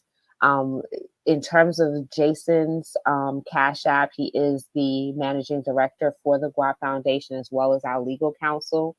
He is going to be fulfilling orders up until 12 noon on Saturday. At that point, if you see JJ still here or Guap Saint or Get Low, Montraniki, AJ, I did see M.B. around here somewhere. These are definitely people that you can actually get Guap coin from. They are Guap governors, and they are safe and trusted spaces to get the Guap coin from. It would probably be a fiat to Guap coin exchange, but that's going to be up to them. I can't tell you what they're going to charge. We are charging 20 cents. So, we're going to ask that in this space for that exchange that, if they can honor that, they will. But I can't tell them what to, do. So, but Get Low says he got you. So in this space, we're going to do a Guap coin at 20 cents. So if you guys have any questions, like I said, JJ still here, will be available from 12 to 3 specific standard time. I believe Get Low and Guap Saint is on the East Coast, so they may get you a little earlier, but nope, not at all. We got him for tonight. I need one of those filters, Get Low. I need one of those filters. These are not filters. This is if you see this whole setup, you'd be like, oh my goodness. Like, I'm really working hard towards giving us a platform to talk from on a regular basis. Me and Jay talk about it on a regular basis, Jerome. And definitely, that's not a filter. It's not a filter. You definitely have a vibe going on over there. That's some really good lighting and some really good artwork. Trust me, I'm a testament to it. I saw it. I appreciate it. I take that as a compliment, and I'm trying to get my confidence up enough to be able to do these lives and the tech. And when I get all the tech together, like, sometimes Facebook works for you. You know how it is, man. Sometimes it don't. Different platforms work, sometimes it don't. But I appreciate the encouragement of continuing to stay on the right vibe, y'all. Definitely. And if you in Augusta, definitely get some of that vegan food. Man, I am filling out. I am creating a whole handbook for my company as we speak right now, like a complete handbook that So I didn't see this one coming, like having to have a handbook right away. It's my first time going into the food business, so. Whatever lighting you are using, Get Low, I dub it the ancestral plane. You definitely have the ancestral plane lighting going on right now. Hey, wait, no, don't turn off the camera, bro. Everyone's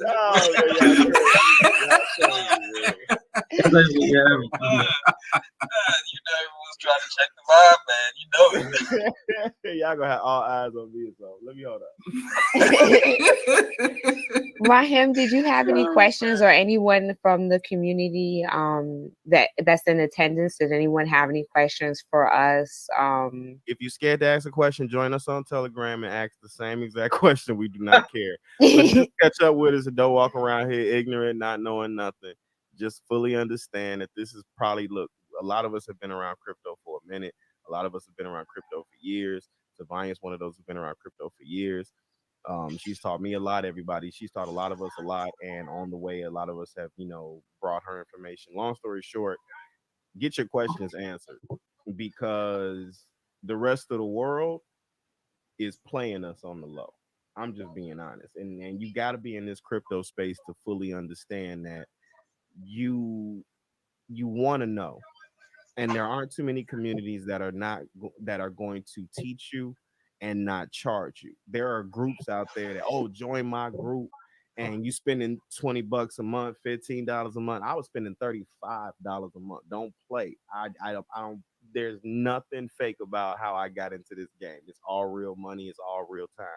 And I just want y'all to know that this is literally the best and most honest and organic setup that you're gonna land on when it comes to learning about crypto. And that's just facts. Everything else, I wish everybody the best, man. I really do. But those that don't fully understand this, you might want to hug real close to this community because it's the only one that's really showing actual love. Like, like hearts and shit. Yeah, they the only ones doing that. I suggest y'all follow because everything else, it's the wolves. It's a lot of wolves out there. There's a lot of wolves inside of these coins. There's a lot of science that is, well, you know what? There's a lot of science and there's a lot of simple education that can give you a common sense about how to make decisions about these cryptos. So I highly encourage y'all to go the distance, learn as much as you can and go the distance. So we here though. Everybody's here for you. So hit us up on Telegram. Definitely Telegram. Telegram is more lit. And come back to the summit. This is what it feels like to me, y'all. Shout out to Maven for creating the summit. Y'all remember we talked about the summit not too long ago? Shout out. That's all I had to say. Thank you very much. Yeah, Maven, you did a great job, especially with the time constraints. So that's why I was like, wait, hold on. Let me go get my microphone because she's talking and talking. I need to provide some type of relief. So you did an excellent job, Maven. And this is definitely, actually, because this is definitely like a good place, definitely for having like catering to the younger audience for Guap. I'm definitely liking it, especially the music. I don't know if you have like a whole playlist of music going, but the chill vibes of that music is just perfect. That's cafe lo-fi. This is the roll-up session for me. I can promise you that. Y'all see me tomorrow, okay? Y'all see me tomorrow. It's gonna look like Cali. Hey, how can I help you? Oh my goodness. Oh man. But yeah, I'd definitely set up a room like this and just have some lo-fi music, lo-fi hip hop playing in the background. But yeah. Yeah, man, but I guess I'm gonna stop live streaming. I guess I've been streaming for almost 2 hours now, so I'm about to get me something to eat. All right, well, have a good night. It's storming here in NOLA, so. Ooh. Good night, everybody. Safe out there. I heard you say charge your phones. I didn't realize. All right, everybody. Thank you so very much for your time and attention. And again, we're kicking things off first thing tomorrow. We'll have some updates. And again, thank y'all for being part of Creator Juneteenth. Great. What time are we starting, Deidre? Space here be open as of 9 a.m. I think our stream will start at 10, and I apologize. I'm trying to find the thing that's running in the background. But basically, 10 o'clock is our kickoff main point. We'll have a Juneteenth event with the Schomburg Museum in Harlem and get running from there. Okay, great. Did you have a question, Raheem?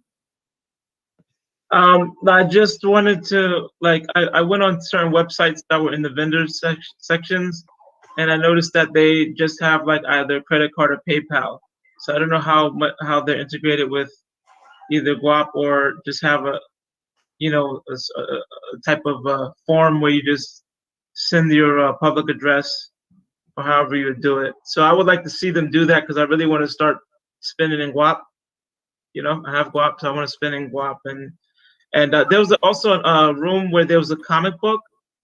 It was actually pictures, and it was taken down for some reason, but it had like some African-American women comic pictures, like dark-skinned women, and they look really nice, and I don't see it anymore. So I wanted to buy some of that. Got you. That's probably sorghum and spear, and absolutely will get that updated from there. Were they like fantasy women that basically look like Dora Milaje? Maybe that's what it is, because I know there's Scorpio there. There's another one over there, but this was a really nice. I mean, this one's really top art. You know, like easily Marvel comic or better. You know. Got you.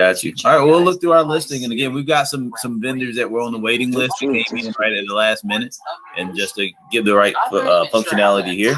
So we'll have there'll be some more updated vendors in the morning. So we'll take a look at it from there. But if we can't find what you're looking for, we'll definitely get your information and look to see where it was. Because if it was here, then I've got to have it on the list somewhere. And easily you could ask any of those vendors to download a Guap wallet, and you can transfer Guap that way to them. So that'd be a great way to get them to join the community. I really appreciate you guys' participation and the comments. And Deidre, it's been great working with you. Yeah, keep up the good work. Thank you so much. I'm diehard. Glad to help, and you guys have a good one. Good. Rahim, are you in the Telegram group? Yes, I am. Okay, awesome. You see me as Bwiti Bata. Okay. That's my and on Twitter as well. So yeah, I see you out there in the Telegram and Twitter streets. I see you. Yeah. This is like my last coin that I found in late May, and I've been on it, like, Masternode, everything. So I'm just Yeah, we do have a merchant site that is being worked on at the moment. It's not live, but there will be like a huge marketplace of Guap vendors where people can come and spend their Guap and things like that. So once that's finished, yeah, we'll be pushing that out to you guys. Definitely. Okay, great. Look for the Guap Coin Flea Market. Thanks for the support, everyone. Feel free to send me any direct messages. Welcome to the community, Rahim, and any from people that are joining just through this live stream today. And yeah, you guys have a great evening, and we'll see you tomorrow. Please bid on the items.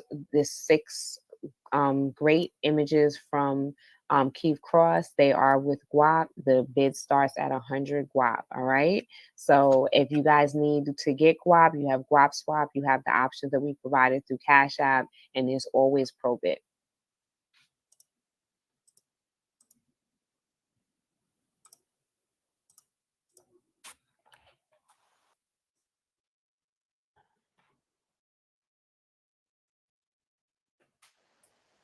All right, everybody. Subsume is going to sign off. I'll probably close this spot here, probably about another 10 to 15 minutes. It'll just show us event lock, but we'll open it very first thing in the morning, like about 7 or 8 a.m. Eastern Standard Time. So that way, you guys can get in, and I will start just shutting down for a moment to get some updates in. So expect to see some new vendors, some new points. And again, look for us to have our thing together for you guys and for everyone to start formally bidding on everything. So again, thank you all so very much. All right, later, everyone. And Mark, I see you in here. Good day. I got your note, man. I'll ping you on. I'll ping you back on Facebook.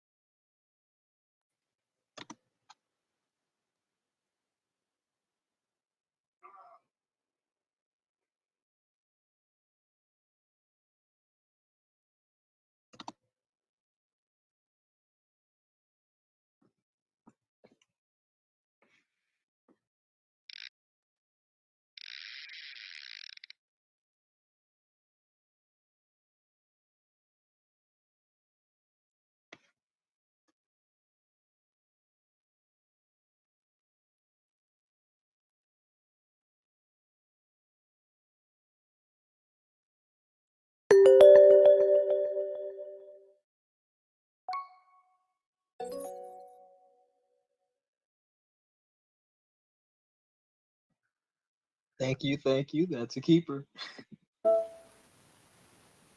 Oh, that's a big fish. Yep, not throwing her back.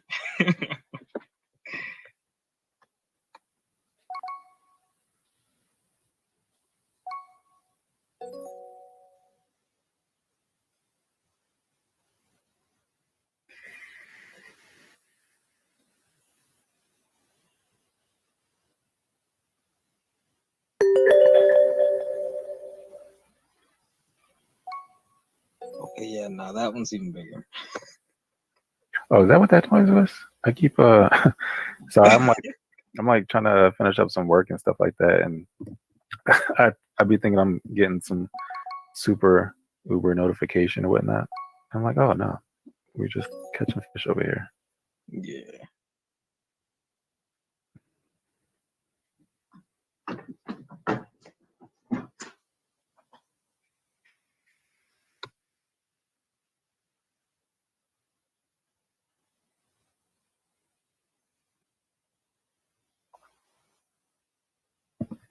Did you guys enjoy the event today?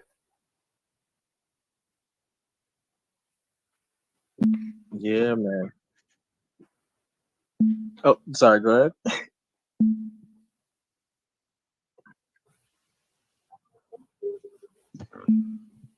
Yeah, man. I went into the movies, I think it was the theater We'll set up like a theater. No, the film festival. There we go. The film festival. Went to the film festival. Man, that stuff in there is really well set up. Yeah. That stuff in there is really well set up. I like the I wanted to know more about like the rice stakeholder. I think your mic went out. Can you hear me now? No, barely. How about now? Nope. Is it just me? Maybe it's just me. How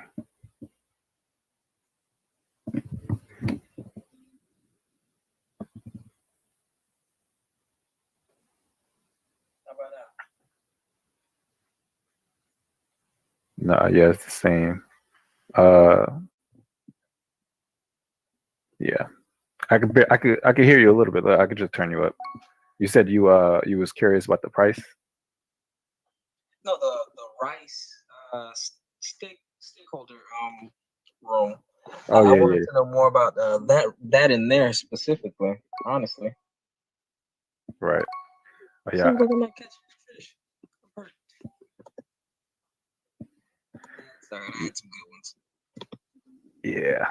I'm excited to see all the events, and everybody's gonna be here tomorrow as well. So. Yeah, man. I hope the room is packed. It should be, man. I can't wait. Can't wait to come back tomorrow. See all the bright faces and just mingle. Talk to as many people as possible, man. Definitely. This your first time at Subsume? Yeah, actually. Nice.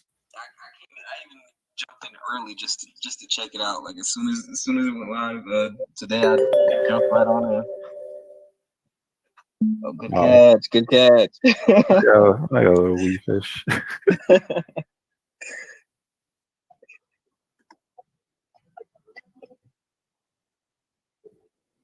Definitely. I like your profile picture.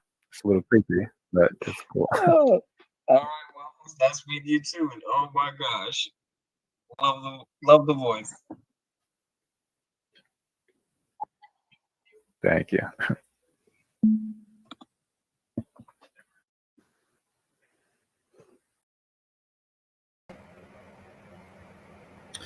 And thank everybody so very much. For those who are still with us on this live stream for the very first part of our Creative Juneteenth 2021. Again, we want to thank you so very much. Again, this is Dejan Sneed, founder of Subsume here in Atlanta, Georgia. And this is the very first part of Creative Juneteenth 2021. So we have just been listening to the GWAP Foundation as they've enjoyed the virtual space in Gamer Jive, being able to connect, be able to do an exchange, and take a very first exclusive look at 6 NFT pieces of art donated by artist Keith Cross. That is part of a NFT cryptocurrency workshop that we're running all weekend to not only benefit the GWAP Foundation, but to be a part of our educational programming here at Subsume. So right before that, it was preceded by a fantastic panel of authors from the Black Panther Tales of Wakanda book. I should have it for placement next time. But with that, we had a lot of great engagement from those authors, so much so that we allowed that programming to continue a little bit in addition because of the great feedback and responses from that. So we are in a very early run, absolutely ecstatic with the turnout, with the engagement, and absolutely with the appreciation of this pre-dawn party, if you will. I also want to give a shout out to Currents FM for those that had a chance to come into our digital space and enjoy some new DJs from the World Music Collective of Currents FM. That music is still streaming live in our virtual space. If you go into the Currents FM dedicated theater in our Subsume space, you're able to hear some of the world's top DJs playing for a community engagement, celebrating world music. And so with that, one additional update, we will be turning our premiere feature of Tasmanian Devil. We will be pushing that into our close onto Sunday. So please be aware of that update on our website, subsumesummit.com. Again, we'll bring that in addition to a talk back with the producer, but we'll still continue forward with the main show of of selected features for the first annual Subsume Film Festival. With that, we are going to close it. We are so thankful for you, for our vendors, for the participants in the GWAP exchange, for everyone that came in and has shown their love and support of this project, as well as us here at Subsume. We thank you, we thank you, we thank you. With that, this is Dejan Sneed, and we're going to sign off here to say that tomorrow morning at 10 o'clock Eastern Standard Time, we'll be kicking off the second day of this programming for Subsume Creative Juneteenth. But we'll be starting with an educational program from the Schomburg Museum of Black Art of Black History and Culture there in Harlem, New York. Where we'll bring in a couple of their finest finest resident researchers to talk to us about the true history and legacy that Juneteenth has brought up to this point. And again, now at our intersection is for our shared collaborative future. From there, we'll be taking several destinations to talk to a lot of programmers, a lot of artists, a lot of technologists, and a lot of creatives that we'll have running through the show up until our virtual engagement tomorrow, which will be on Oculus, which will be called our Subsume Speakeasy. With that, on Sunday, we'll conclude our programming with a look back at some of the current programs of 2020, as well as a sneak peek at some of the new projects coming with Subsume. So again, we're very excited to what we can bring and share and invite with everyone in our program of Subsume. So with that, we want to get ready to close out the show, knowing that Subsume, again, is the intersection of technology, creativity, and community. And we want to be centered around you and your creative dreams. And my name is Dejan Sneed, and thank you so very much for being a part of our first part of this series, Creative Juneteenth 2021. Again, my name is Dejan Sneed, and have a great day. Take care and good night.